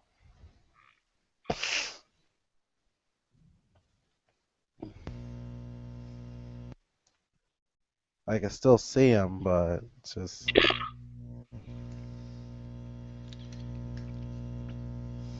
Keep talking. Oh, there we go. I can hear you now. You hear me now? Oh, good. I gotta tell you guys, keep talking while this is working and shit. But it is like I was saying though. Oh, I almost said it. You know that word. You know. Hold up. But yeah, at least now, who's the crazy chick now? Who's the crazy chick in WWE now? Alicia Fox. Alicia Fox. That's what I gotta say about that. You hear me now, right? Yeah, you hear me, right? Yep. So yeah, they're pretty much setting up a break with the Funkadactyls. So apparently, Paige defeated Cameron. Not surprised there. At the end of it, there's a spot where Alicia, where Paige and Naomi were gonna shake hands, and Cameron goes to attack her. Well, main event. My bad. That was main event. But what happened was, again, the match ended, whatever. And apparently there was like tension between the Funkadactyls where Cameron was like, "Oh, they didn't come and help me, whatever." And then the main event, the night after, Naomi defeated Paige, got the job done, made it happen. And because of that, at the end of the match, Paige went to shake Naomi's hand, and Cameron goes in to attack Paige to no avail. And then, again, I'm sensing a breakup, which I think was bound to happen, really. You know what I sense here, though? And this is what I think kind of sucks, in my opinion, is that when they break up tag teams, in this case, the Funkadactyls, it's always the heel that goes over more successfully in WWE than the babyface. In this case, Cameron might end up being more of a success than Naomi, which sucks, in my opinion. I highly doubt it. I think this time that rule won't apply. Cameron isn't really going to do much. I think Naomi, if they were pushing her before Paige came, if it wasn't for Naomi's eye injury, she would have been Divas champion.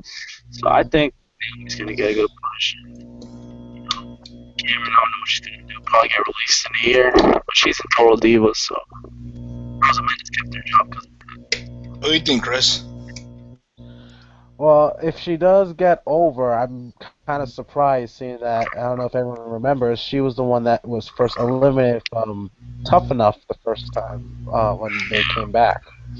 Chris, you don't got a webcam, And right? for her to get over, huh? You don't have a webcam, right? No, I don't. It's all good. It's all good. It's all good.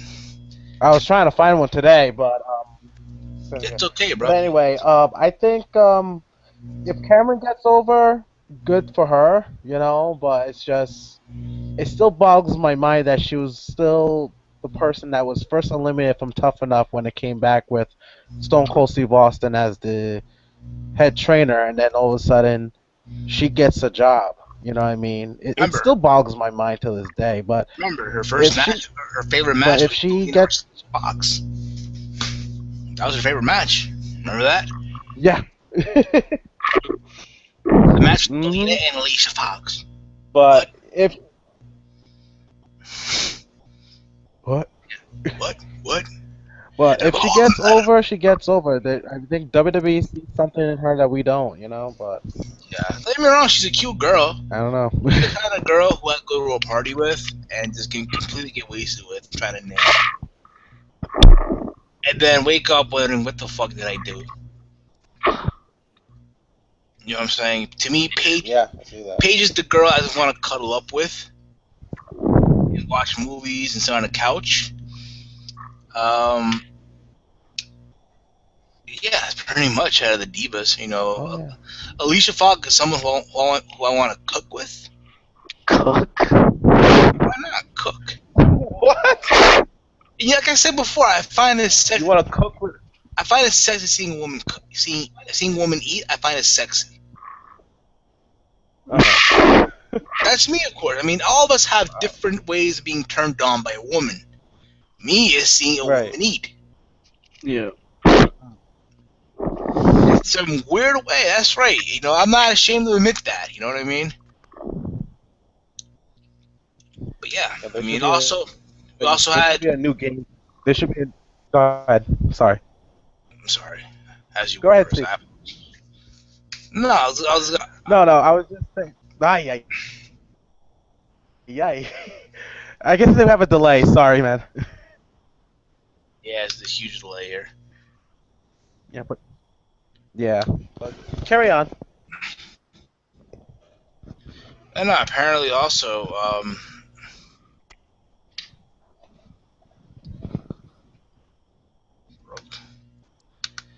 the fuck does this mean?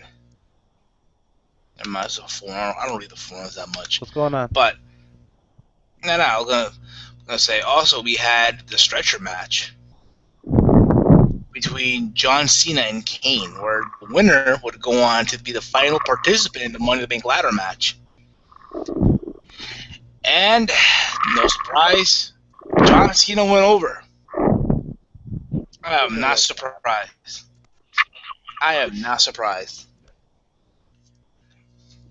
And the way he did it too was so cheesy. That alright, the fucking stretcher was next to the finish line. He came with the AA. He just pushed it. Come on, He pushed Kane. that was so basic though. Pushed Kane, though. See, Cena pushes people. I know, right? He pushes people. Oh, that meme on the internet.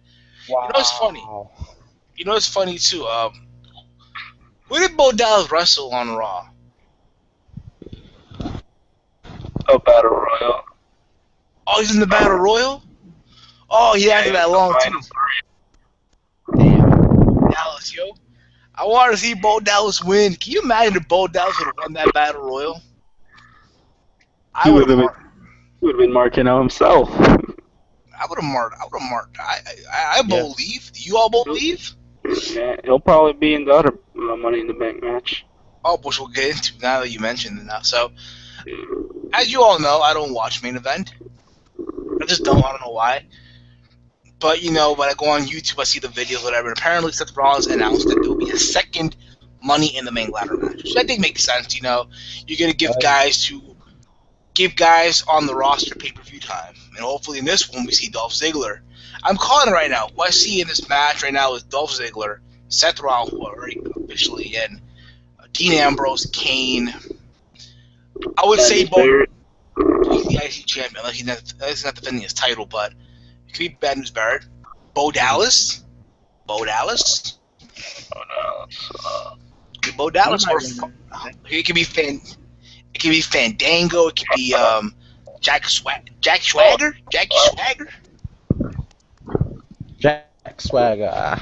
Jack Swagger. You know, Battle Americans. Battle Americans. I feel like that Money in the Bank ladder match is gonna be better than the main event one. Of course, bro, because you're gonna have guys who are gonna risk it all in the second one. But yeah, I mean, I can't wait for that one. Also happened on this week. Apparently, Seth Rollins' new ring attire leaked out. His new in-ring attire. Now, I'm sure you guys seen the picture. I'm sure you guys seen the pictures of it. Have you guys seen them? Yeah. Yes, I have. I'll say this. To me, it looks. I don't mind it. It feels like I'm watching Power Rangers or, you know, Yes. X-Men combined with Marvel Comics, or hell, even Batman if you want to throw in DC Comics. Yeah, he's a superhero. It was funny. My good friend, our good friend Andre Corbeil posted a comment, talk about the Blue Oyster Club. Really?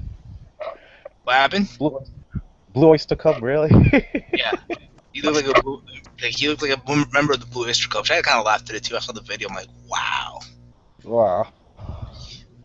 I mean, you can say that too. I mean, I don't mind it really, but I mean, honestly, when I heard that he's gonna no longer be in the Shield gear, they're gonna probably have him go back to wearing kick pads and tight, like the Tyler Black. You know what I mean? Yeah. Like his early FCW Ring of Honor days, if you will. But it happens, you know. No, I'm not saying that word. I'm not saying that word. I'm not saying that phrase. If you guys want to interact with us on Twitter, we don't have a Twitter account yet. It's still being talked about. We'll use the hashtag. The hashtag to use is TEAMHEEL Podcast. Hashtag TEAMHEEL Podcast. That's the hashtag to use, and anything you guys want to discuss about this podcast, and feel free to. But also, what happened this week? Apparently, TNA has been doing this voting, asking fans what do they want to see TNA use from here on. Will it be the six-sided ring, or do they want to still see the four-sided ring? And let's be honest, when I heard about this, I'm like, why would TNA do this when they know it's a no-brainer? They know for a fact fans are going to vote for the six-sided ring. Now, when this happened, apparently Austin Aries went on a Twitter tirade, if you will. Did you guys hear about? Did you guys hear about it? Yeah, I seen the tweets. The only one I've heard that was against it was X-Pac. From what I also heard Austin Aries. Let me find this. I'll find you his tweets. Yeah, I know. Did you read Austin Aries' tweets? Yep. Did you read them? Chris, Yeah. did you read Eric's tweets? Did you read them? No, haven't seen Aries. Like I said, the only person I've read that was against the six-sided ring was X-Pac. That was the only one I've heard Let me see that if was against it. I've heard other people were against it too. I'll find you his tweets. Hold up. This is what he had to pretty much say about it. And again, you're the All wrestler right. here. You're the pro wrestler here, if you will. You know what I mean? It's loading. My fucking phone is slow. I apologize, guys. Hmm.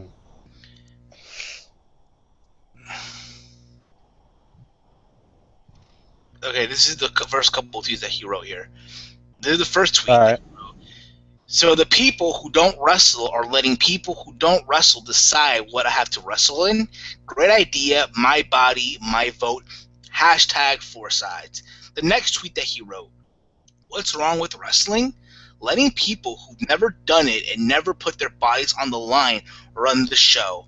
Hashtag doesn't work. Hashtag fourth. And there's more tweets. I'm gonna let you give me your thoughts, if you will. After this, he writes, All right.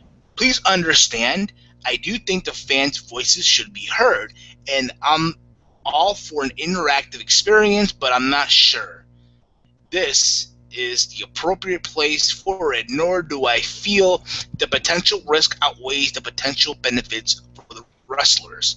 The next tweet he wrote, for those curious, I find six sides, hashtag six sides for this, to be far less forgiving on the body and harder to maneuver around, especially on the top rope. Hashtag four sides. The next tweet he wrote, yes, I accomplished stirring up some debate on hashtag four sides or hashtag six sides. We all have opinions and I shared mine from a different perspective.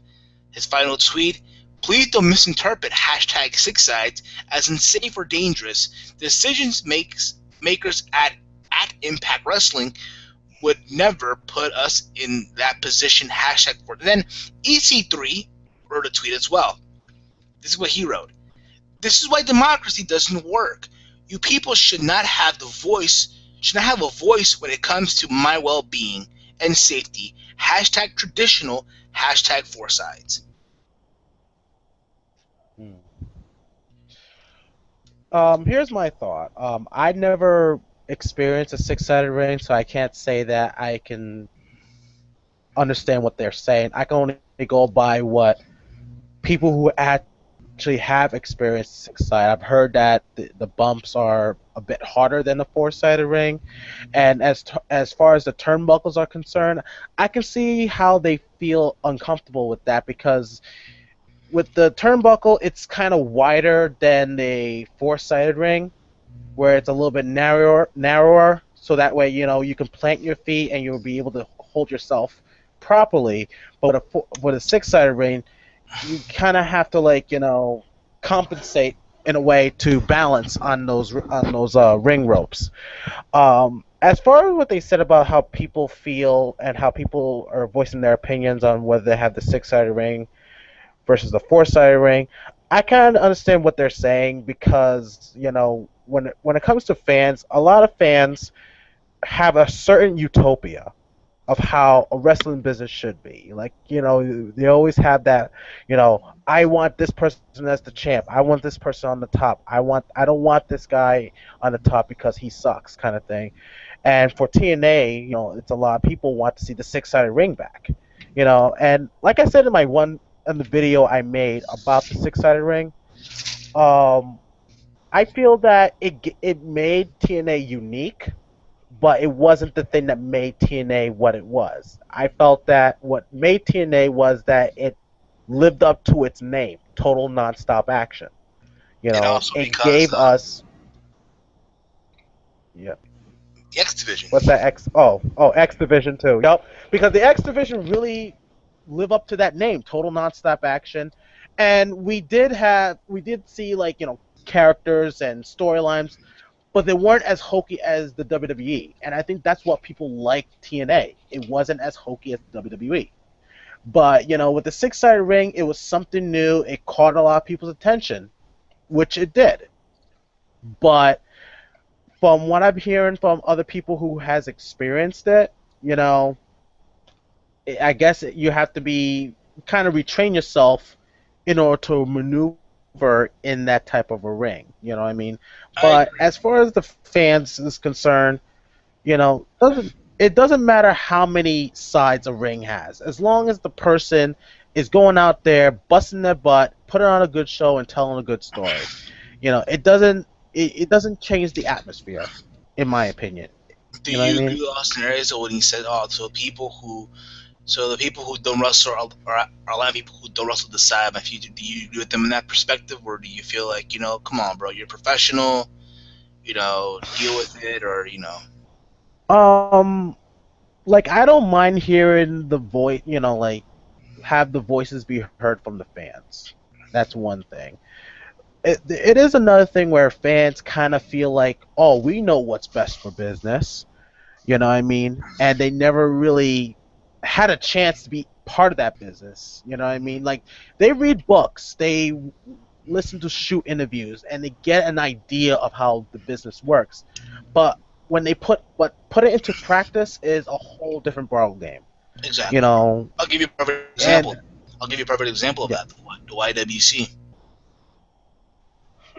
yep, the Smarks. They think yep. they know it all. They think, hey, you guys, hey, this And business. I now I was swear. gonna give it one more example. Like one of the things I've heard from a lot of fans is like, I can book a better show than this. Like you hear that all the time on the internet. Oh, I can book better shit than this. Lex Well, Man, I've had my opportunities of booking a show. Who the Lex Man? Yeah, yeah, yep. Ed But Goodberger, anyway, Ed, I've Ed Good, had my experience. Ed Goodberger, Say that again. Ed Goodberger. Mm-hmm. I think my friend Nate said it. I think my friend Nate said it best. Guy looks like one of the Wayne's brothers combined with the raccoon. Yes, yes. He I mean, does listen, look like that. Look like the. I don't hate the guy. I think the guy, he has his audience just fine, but I just feel like he's on the WWE payroll. That's the vibe that he gives. You know what I'm saying? It's fine. Hey, you do what you do. Yeah, You know what I'm saying? That's just right. me, of course, but But anyway, yeah. But anyway, I had my chance. I had an opportunity to book my own show one time, and it is freaking hard. It is freaking hard to decide because people think that, oh, you just have to decide who wrestles who wins who, but there's more to that. The other thing you have to also consider is the egos with the wrestlers. Like sometimes you have to deal with that. Like say, oh, you're gonna go over there, and then sometimes they're like, I don't want to put him over. And I'm like, why you don't want to put him over? Because of this and because of that. It, it's it's it's easier said than done to book a show, and until some people actually go in there and say, I'm gonna have you book this show and do it right, and I want to make sure that the fans love what they're doing. Love what we're doing, and they'll experience that it's not an easy job at all. And I've seen my booker get stressed out with that. So with Austin Aries, how he feels about it, I kind of agree. To a certain degree, I kind of agree. There are those who understand the business and respect it, and there are those who, um, to a certain point, think they are Mr. Know-it-all. I know what's best for business. Like I said, some fans have a certain utopia of how it works, and then if it gets interrupted, that's when they start bitching. exactly. Couldn't agree more. Now, legit, what you think, bro? Your thoughts on this? Yeah. I think Austin Aries, yeah, he has a valid point. Although Bro, speak to your mic, bro. Speak to your mic. I don't get how like he has valid points and all, but I don't get like his last tweet. He said, "Oh, sick, don't get it twisted. Sick-sided isn't dangerous," but he's talking about how it's his body and shit, and he wants four sides is more safer. But I mean, the fans have basically yeah. Sometimes the fans think they know it all, but I don't. The schmarks. Yeah, and Smart. I think they. I don't know. I don't know what TNA's doing, huh? What happened, Chris? No, I was saying Smarty Mark. Well, Just joining in with you. I think I'm just, Never mind. I'm the anti-smoke. So I mean, TNA just I don't know. I guess they Oh, I yeah. don't know why they put a poll like this because they know Six Sides is gonna win. Although there's gonna be some controversy, but Austin Aries, I understand where he's coming from, but now it's like if I mean it might get people to vote for sides, but I still think Six Sides might win. obviously, to my understanding, he did already. It did. Oh yeah, I'm pretty sure. Clear, like just blew them out of the water, blew the force out of the proportion, pretty much. Maybe So we're Austin gonna see the Aries return. was And just what's funny, I think honestly, I think this was just one giant work between yeah, Aries and the Inner, just to rally up the fans. yeah, they just wanted more people to vote for four sides to make it like a close, competition. But I think, and again, for those of you who don't know, myself and knowledge of wrestling will be attending Destination X in New York City on June 24th. I think we'll get six sides. Yeah, we are, bro. We are. They are. Well, it is. We'll be sitting on the 5th row, apparently. Ringside 5th row. Maybe closer if not a lot of fans come. Oh, don't say that, bro. Come on. That's cold, bro. No, I'm saying Wow. That's cold, bro. it benefits us. I mean, here's my thing. Here's my belief. I think, on a serious note, when you think of the New York wrestling crowd, it's always hot. It's always hot. It doesn't matter. Yes. But I think it'll have a good outcome. I think the people will attend. I think overall it will be good. All right. I found out that apparently the one that we're going to be a taped show, which sucks because I was looking forward to live. I really was looking forward to live. I really was. Taping all their shows. They're taping all their, which sucks, because again, it's New York. Yeah. So yeah, I mean, again, I can't wait. Tickets right here. Ticketmaster.com. You got the golden ticket. Not even. Oh yeah. It's more like the silver ticket. Damn. But again, yeah, we'll be in the 5th row. We're gonna have probably 2 signs. I'm gonna have TEAMHEEL Podcast, THP. So if you see the sign, you know it's us. And also, I might have another sign. I don't know what yet, though. I don't know what. I might do. I don't know. Maybe Aries for champ or some shit like that. You know what I'm saying? Or Magnus for champion. But yeah, I mean, overall though, I mean, I can't wait. It should be exciting. It really should be exciting. It should be. Come on now. Where's your spirit, Walter? Where's your wrestling spirit? They've been doing a lot of crappy stuff lately, but they're getting their stuff back together.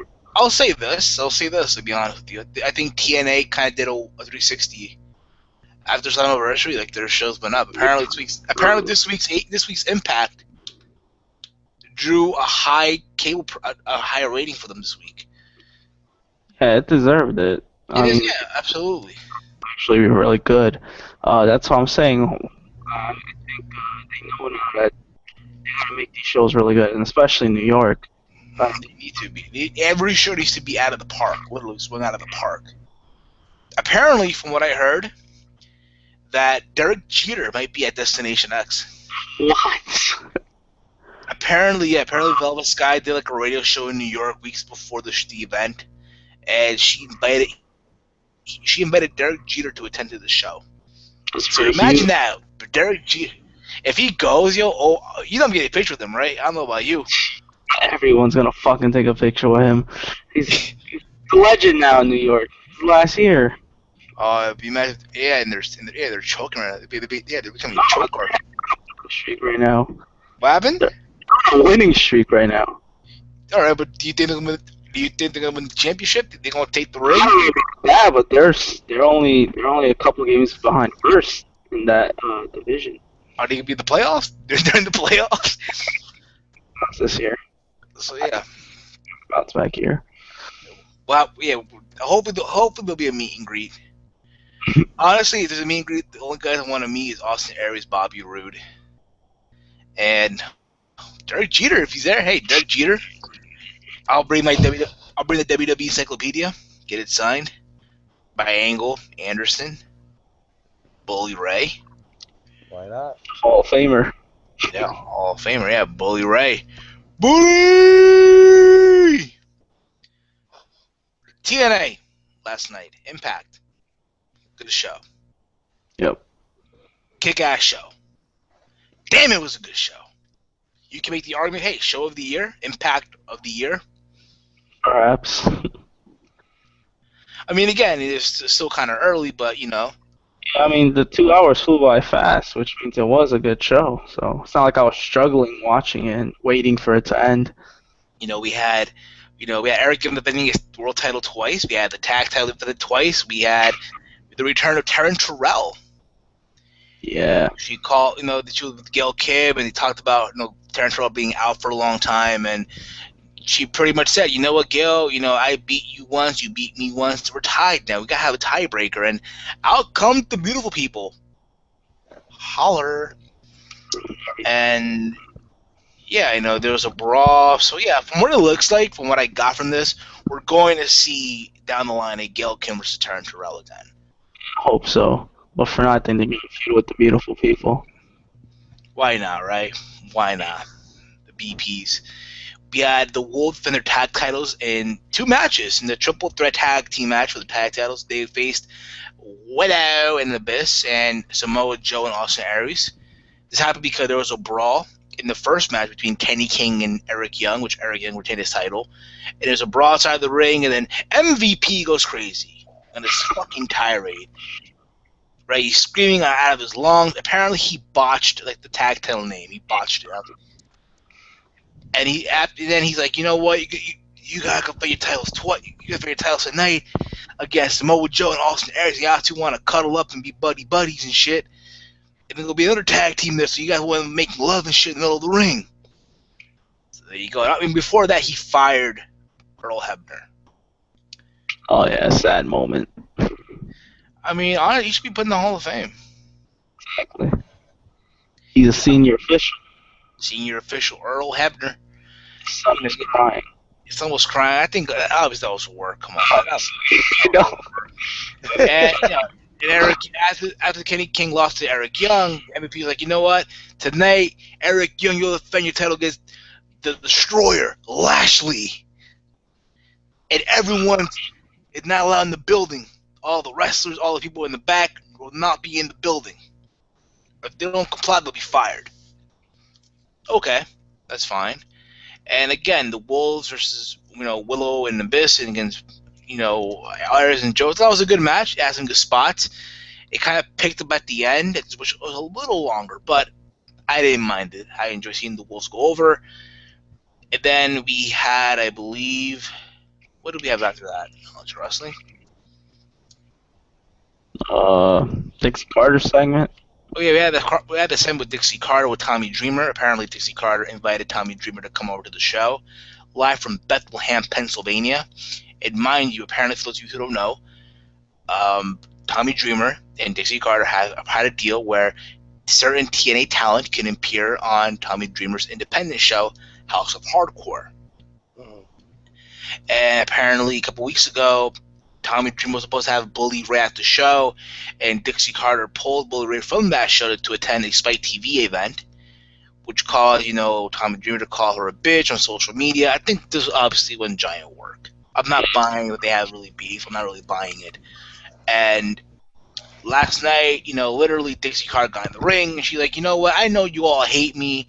You all want to be keyboard warriors, so how about you all come say it in my face? Which I think, it was smart. It was gold. All right, this is probably the best Dixie Carter promo I've seen her ever do, if you will. Like, she acknowledged that, hey, you know what? The internet does not like me, which is true. True. Yep. The internet does not like. I think she's an attractive woman. I think she means well, but again, when you don't have the knowledge for the business, you know what I mean? What do you expect? But I want to make a comment on that, like how people always giving her a hard time. Like, you have to think about this. Vince McMahon didn't know much about the business before he got into the business himself, and it took him years to be an expert on it.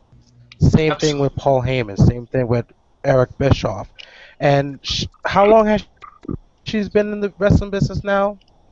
Not About even 12. close to what they.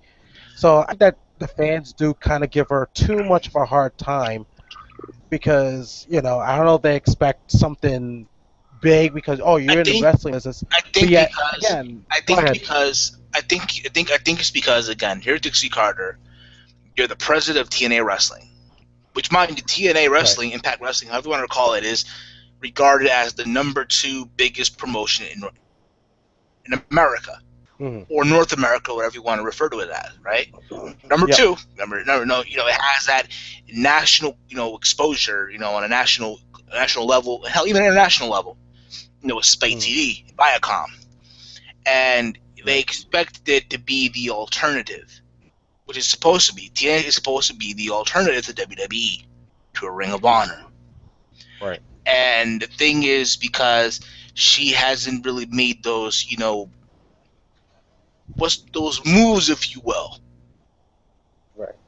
Like, I remember I saw an interview with Ariel Hawani, who does MMA, the MMA, journalist. Ariel Hawani, he interviewed Paul Heyman. And this was on the time where rumors were going that Paul Heyman was supposed to go to TNA. Yeah. He never did because Paul Heyman had a vision for that product. What had to change, and that was to promote the youth, all the youth. He was gonna get rid of all the legends, all not legends, but all like the old guys, if you will. He was gonna get rid of Hmm. Scott Steiner. He was gonna get rid of, I think at the time, I think it was Bully Ray. But you kind of get the idea. Picture 2009, '09, in that time where all the old guys were in TNA. You kind of get the idea, Yes. right? Yeah. He wanted to get rid of them all and just keep one legend, like a Sting or a Kurt Angle, and let that person be the legend of the company, if you will. Help put the young guys over. And Right. now was his vision to promote the youth. And Dixie Carter didn't want that. She didn't want to fire these guys, so you know, Hmm. you But that's kind of, due if you to get what I her mean. inexperience. That's due to her inexperience of I, understanding how the wrestling business works. But you can't fault her for that because when she sees legends, she thinks, "Oh, big money." You know what I mean? And that's something you can't fault for anybody. Any person who owns a company is gonna want to have a certain legend or a well-known face in their promotion, and that's a no-brainer. You know what I mean? But at the same time, I think they overdid it with the legends. Like you said, in 2009, there was legends all over the place. You know what I mean, Steve? Absolutely. I think also the fact that she's too much of a nice person. And she doesn't have that aggressive side. You know what I mean? And that's a problem because I learned years ago when I first started that you have to be a dick to Yeah. survive in this business because Absolutely. You have to if be. you show the least sign of weakness, anybody's gonna walk all over you. You know what I mean? Even the booker. And my booker, he is like the biggest hard ass. But then outside of it, he's a nice guy. But when he's inside the venue, he's the one guy you don't want to talk to because he's too busy dealing with shit. You know what I mean? I can imagine. I can really imagine. But that's, I think, the whole point. And she acknowledged that in this promo, which I thought was great. You know what I mean? Hmm. And out comes Tommy Dreamer, and Tommy Dreamer pretty much reminds her of the old days of TNA, all that. And it was kind of a good feel moment because the crowd was into it too. The crowd in Bethlehem was really on fire that night, last night, literally. And it seemed where Dixie Carter was about to cry, and they're about to make up whatever, and they're hugging, and out of nowhere, boom, a low blow by Dixie Carter to Tommy Dreamer with her knee, which I thought was sexy. I thought that was sexy. It's some weird. I thought that was hot. Like, oh my god, that was sexy. Yeah, she nailed it, Was she wearing right? a short skirt? She was wearing her Dixie Carter clothing. Dixie Carter Okay. dress. Right now, the dresses. If Serge Carter is going down there. You're Serge Carter. Come on now. You probably Now, wipe. would you say that she's sexier than Stephanie McMahon? I put them both. To me, Dixie's more of the cougar, the MILF. Oh wow. Yes. Like she's like Stifler's mom, if you will. Stifler's mom. That should be the soundbite of the night. That's a soundbite of the night. Wow. Oh, Dixie! Oh, dude. Just imagine you just nailing her with her theme song, just playing in the background. Sometime, some. Yeah, good. And She's again, theme song. I think someone sings her theme. I think it's Mickey James who sings her theme song. Doesn't sound like Mickey James. I don't know, bro. But whatever it is. But the point is, I thought in this segment, Bully Ray was gonna come out. That's what I thought. Bully Ray was gonna come out, and out of nowhere, you see EC3 run into the ring and stomp on Tommy Dreamer until he kicks him out of the ring. I think what's gonna happen is this: I sense a House of Hardcore invade at the New York tapings. Again, like last time. No, last time was the ECW Superstars. Yeah, this would be House of Hardcore guys. Yeah. Which is pretty much the ECW guys, pretty much in a nutshell. And I don't mind it. Hey, why not, right? It's money. Yeah. Maybe I think what's gonna happen at the end of the day, the big payoff will be Dixie going through a table. I think it's gonna happen at Bound for Glory. Should have happened. Should have at Bound for Glory. It's definitely gonna happen. And then what else did we have? We had the Wolves versus Bram and Magnus, which pretty much was a match that ended up in disqualification after Magnus hit Dave with the steel chair. And apparently backstage, you say, "Oh, we were paid to beat them up," and Magnus bust out a hellload of cash. There you go. No, it's funny too. In the first match of the Wolves defending their titles, Davey Richards pinned Jeff Hardy, or Willow, if you will. Yeah. Just like that says a lot. Like, wow, he just pinned Jeff Hardy. I didn't know that. Wow, Willow that's was finally putting people over. Yeah. And also, I heard that Matt Hardy will be coming back to TNA for the TNA tapes in New York. Yeah. So Team Extreme, the Hardy Boys are back together. If this means that Willow will not be there, then I'm happy. Most likely Willow's not going to be there. And mind you, I already have my encyclopedia signed by Matt Hardy. I have my encyclopedia signed by Matt Hardy, and also Matt Hardy in the Hardy Boy section. I just need Jeff to sign the Hardy Boy section, and just the Jeff Hardy part himself. I'll be complete with the Hardy Boys. Hopefully, Devon and Bubba Ray are there. I'll have them both sign my Dudley Boy section. But yeah. And then we had. Am I missing anything on Impact? Did I miss anything?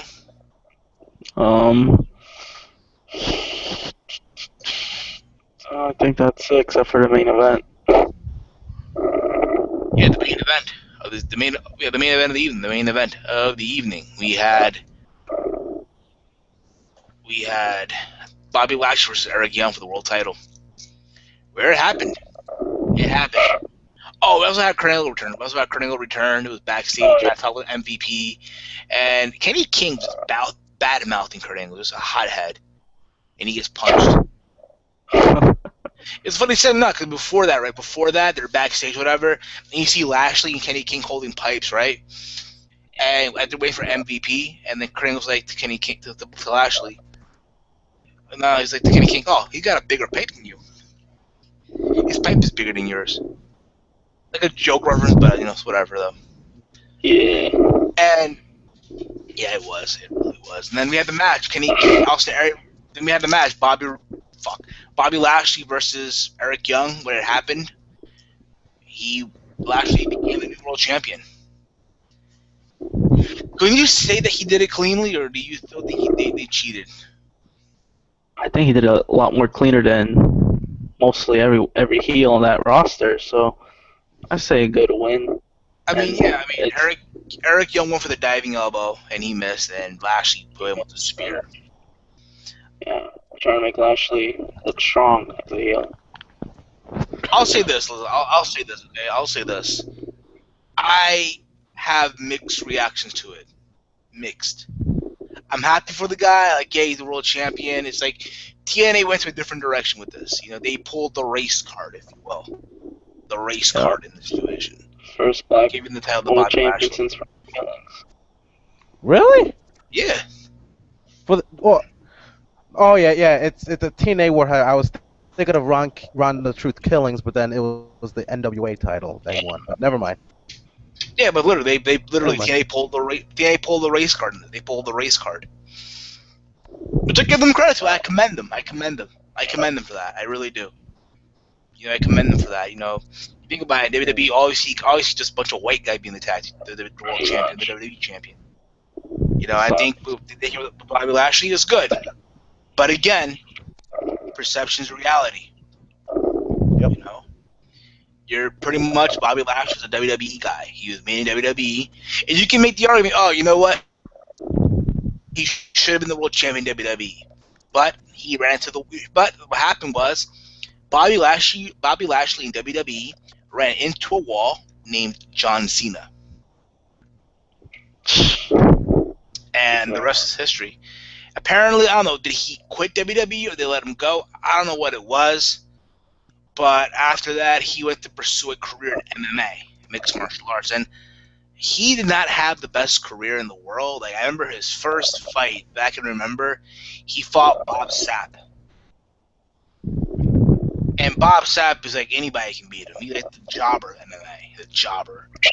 Everybody beats him. And Bob Sapp was a former IWGP heavyweight champion. Which is amazing. Yes, he was. Which is crazy, but it's like, really? But you kind of get the idea. Then Lashley went to TNA, he left, then came back. You kind of get the idea where I'm going with this, right? You kind of get the idea. Because of his girlfriend, I think, in TNA. What happened? The first time he left, I think, is because of his girlfriend. She didn't want him working there. I don't know. Crystal, right? Yeah. WWE, right? Hey, that was from WWE. Yeah. She was the one that supposedly married Teddy Long on TV, and Teddy Long had that heart attack. That was the one. But again, listen, I think at the end of the day, it goes back to what I'm saying earlier. The AJ Styles on Jericho's podcast. Perception is reality. Pretty much what you're saying is that this guy, who, let's be honest, is a former WWE guy. The last place he ever wrestled, mainstream was WWE before coming to TNA. Yes, I've heard that Lashley wrestled on the Indies, and he actually improved leaps and bounds, from what I've heard from people. Which is great, fine, that's great. But again, perception is reality. You're pretty much implying that, hey, this guy, who's a former WWE guy, is better than your TNA homegrown guy. And it's like they went back to their old ways of giving the title, the spotlight to a former WWE name. But I don't mind it though. At the same time, I don't mind it because again, it's at least it's credible. As in the sense of, okay, a lot of fans want to see Eric Young lose the title, and it finally happened, but no one expected it to be Bobby Lashley. Yeah. I was expecting it to be Austin Aries, a Samoa Joe, hell, maybe even James Storm. Yeah, they had to get the title off of Eric Young sooner or later, because the ratings weren't doing well, and it's crazy how he lost the title around the same time as the other guy in WWE, but they had to do it eventually. Other guy? The beard guy. WWE. Okay. It's not even wrestling anymore. Oh, yeah. I got you. But again, interesting for me. I mean, listen, I don't think he'll have a long run. I think it'll be a short run. Because when the match was over, Bobby Roode came out. And the crowd popped. I think also the problem with this situation also is the fact that TNA did it for shock value. Like, there was no build. Like, there was no build to it. There was no build. Like me, and I said this before, I am more of a fan of good storytelling than I am of shock value. That's just me, of course. I know all of you have a different point of view, which is fine as well. But I thought... I'm sorry? Look at Seth Rollins. He was still with the Shield gear after that heel turn. They didn't know what the hell they were doing really with him. Exactly. Like, like Chris, what's your thoughts on Bobby Lashley being the new world champion in TNA overall?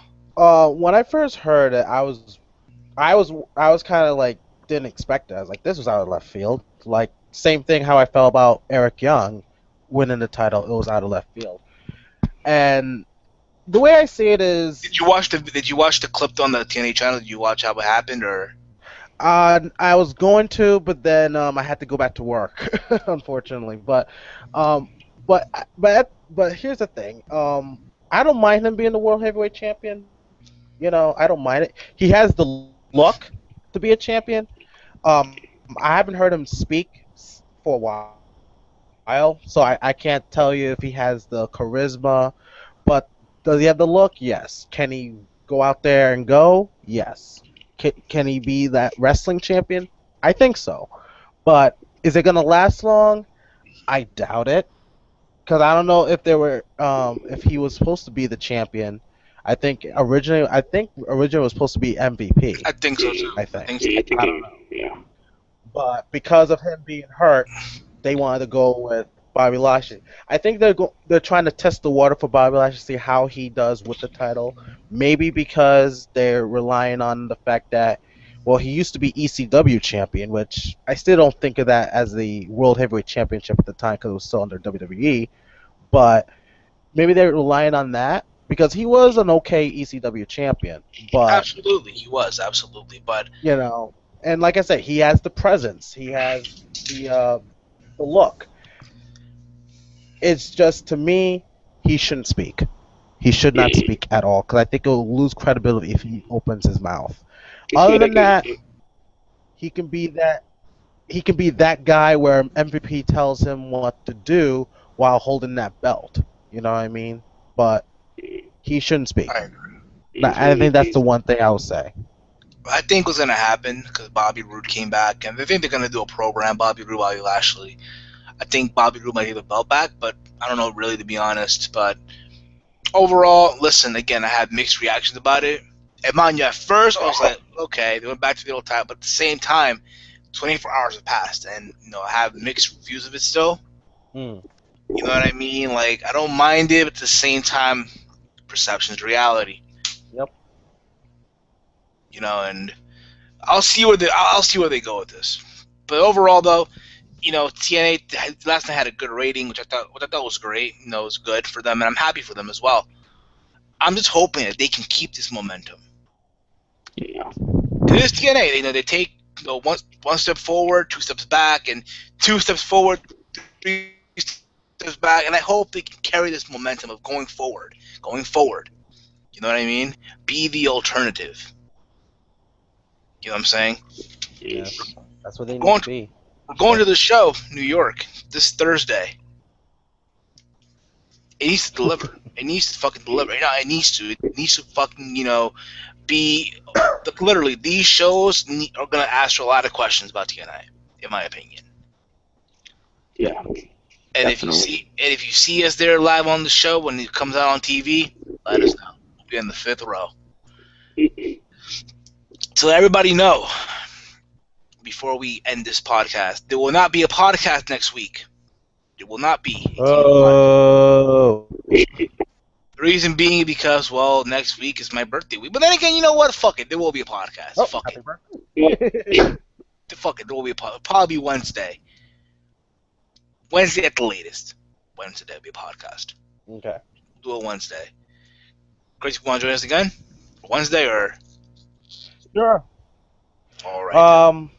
I need to get back to you on that because of the fact that I'm trying to prepare for my match on next Saturday with the Booker. I'm actually wrestling the Booker of RWA with his tag team partner, and we're defending the RWA tag team titles. So Man of I Honor? want it. Man of Honor? Yep, Men of Honor. Me and Dante. And So- I want to get the opportunity to before the show to work some stuff with him and stuff like that, and see what we can come up with for this match. So Monday is a definite. I might be doing it, but if not, I'll let you know because Wednesday is the only time he's gonna be at the where we do our tapings to do some training and stuff. It's all good, bro. It's all good. Just let us know. Because again, I don't even know if I'm gonna do it or not. Again, it all depends on because Wednesday I might end up being in the hot seat with David Rivera for my project. We're gonna review. We're gonna do our prediction Money in the Bank. It depends how I feel. Like Okay. if I can do a Daniel Bryan, a double duty. You know what I mean? Yeah, I'll do it. We did it for WrestleMania. What happened? Remember WrestleMania 30? We did David's show. They we did. Yeah, yeah, double duty. And hopefully somebody won't be shy anymore to appear back on the air. No. Hope he's still shy. Why is that, Walter? What's your beef with the you-know-who? He ruins the show. What do you want? Alright, what's with the bear? Oh no. You somebody say bear. Oh no. Oh, he left. Again, he said he's not gonna. Cause apparently, he's afraid the knowledge of wrestling Walter will make fun of him because his team lost last Sunday. Oh. It's our mascot, bro. It's our mascot. You know, WWE had Puppet H. We got a bear. Oh fuck. You know what I'm saying? Yep. Hey, it is what it is, though. Oh fuck. Ah! Drink.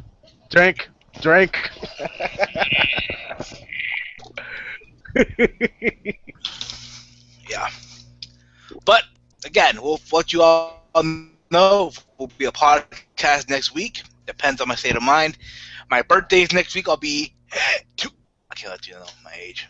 Fuck it. I'll be 24. I'm turning 24, guys. I'm getting old. Fuck. Wow. Damn. Turn. Oh, I'm turning the Kobe number, yo. You know what's funny, right? I got a tweet from Justin LeBar from WrestleZone.com last year for my birthday. Oh, happy birthday at Heel. I'm like, okay. I got people in the business wishing me happy birthday, huh?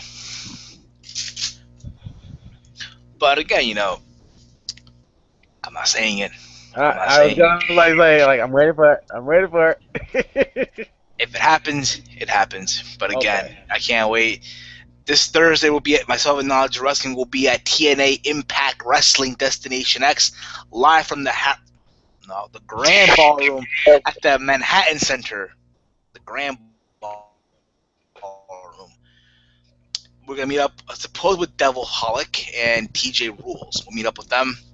Expect a day in life vlog to happen on my channel. I'm gonna have to upload it weeks later though because I don't want to spoil it for people.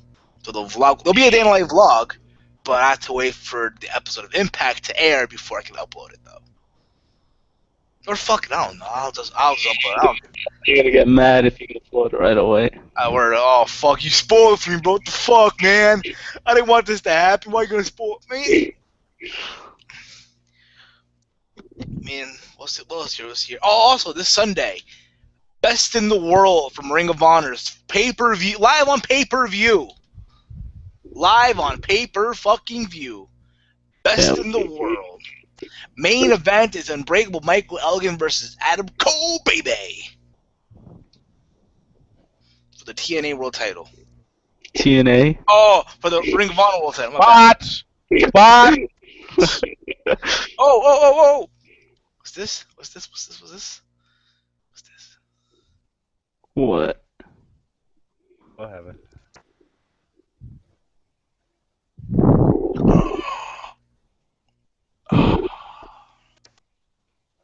Aw, damn it. What?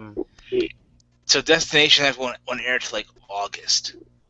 What? Damn. Oh, I'm confused. I don't know. Apparently, the taping that was being taped currently doesn't air until July. When they're currently the tapings in Bethlehem don't air until July. So most likely tapings in New York won't air until August, the latest. It sucks. So the New York tapings start in August after they air it? They're gonna air in August. Yeah, they're gonna probably air in August. Hoping. What happened? August tapings are going to be aired in September. I mean, I guess so. I mean, unless they match everything deal with Spike, but who knows really? Mm. But I didn't. Let's see here. What else did I cover? We could cover some couple more news. Let's see here. What else is other news out there in the world of wrestling?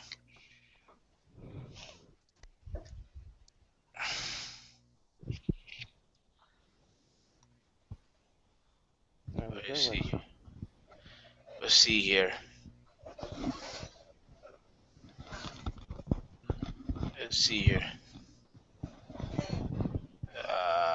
Oh yeah. Also, do you guys happened last night the reunion of Legends House, the reunion. I didn't watch that. I watched part of it. It was more like a gathering. Pretty much, they had the whole set up at the performance center. You can tell at the performance center, the multiple rings. They had Jerry Lawler there. They had all the legends, obviously. Tony Atlas was the last guy to appear. Apparently, Tony Atlas he was backstage watching on a monitor, and everybody was just talking shit about Tony Atlas. Again, it is what it is. They talked about, oh, fuck. Aha!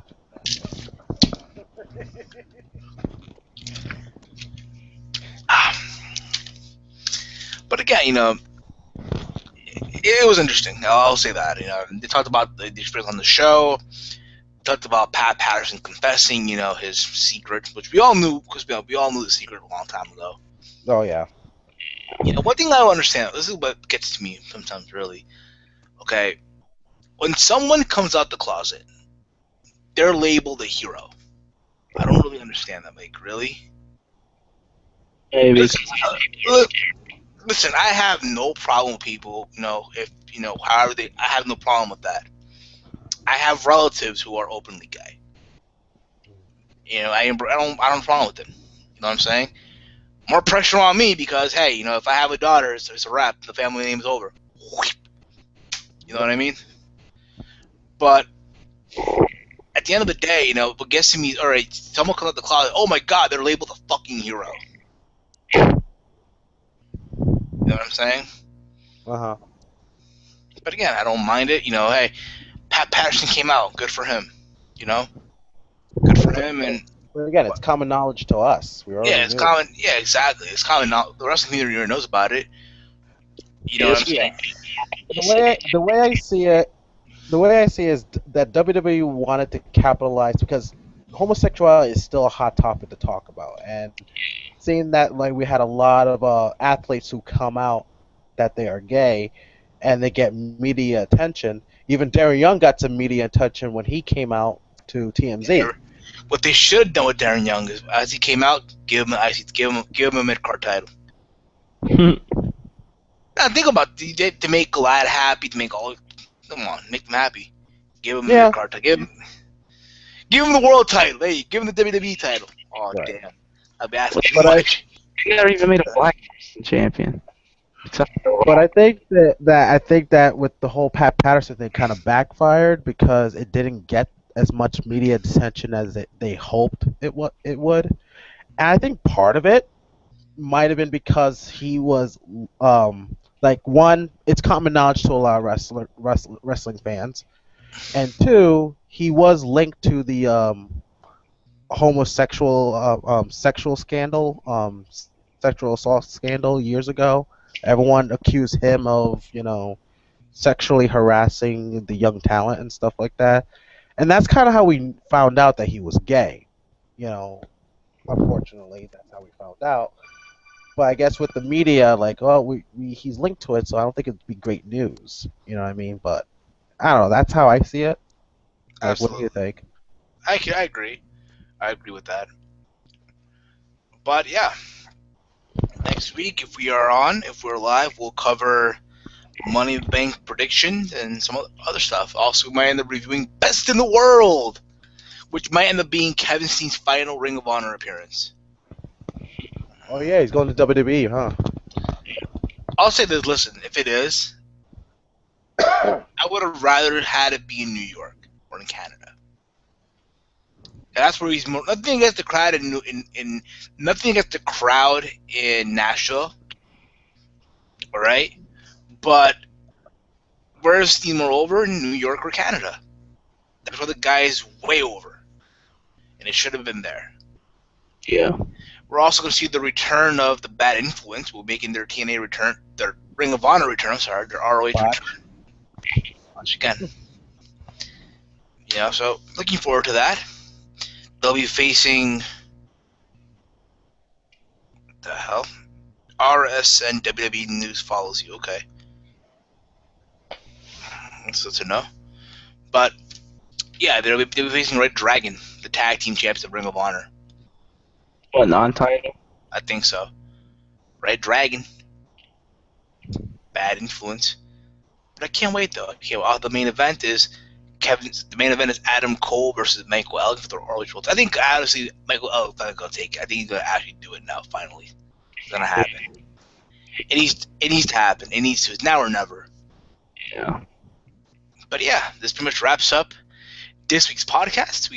Thank you all for tuning in, like each and every week, like you all do. We do this for you guys because if it wasn't for that, then we'd just be three guys or talking to a camera on a live stream, pretty much. As always, guys, support the petitions down below in the description. Petition number 1 is to reinstate Andre Corbio's main channel that got flagged down months ago for false flagging. The second petition is to help get Davey Boy Smith, the British Bulldog, inducted into the WWE Hall of Fame. Silence petition. They're good. They're both good causes. They're both really good causes. It's really worth the help. And also, guys, subscribe to this podcast channel. We tune in every week. All right. And also like our Facebook page, facebook.com/TeamHeal Podcast, as well. Like Wrestling News Talk page as well. And also, I'm Heel Steven. You can subscribe to my YouTube channel, youtube.com/Heel Steven, and follow me on Twitter @Heel Steven. Yep. You can follow me on Twitter, Hale Walter, and subscribe to my YouTube channel, youtube.com/Knowledge at Wrestling.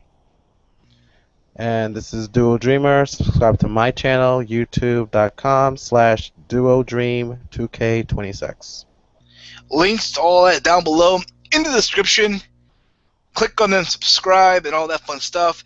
Thumbs up this podcast. Share this with all your friends on Facebook, Twitter, Google+, Tumblr, and all your social media. Spread the word about this podcast. And we come every week. And yeah, also for next week, if we're able to do it, we'll probably do a Q&A. You ask us questions, we'll answer. It'll be about wrestling, life, society, sex, whatever you want. All that fun stuff. But yeah, guys, that's it for next week, and we're out until next week.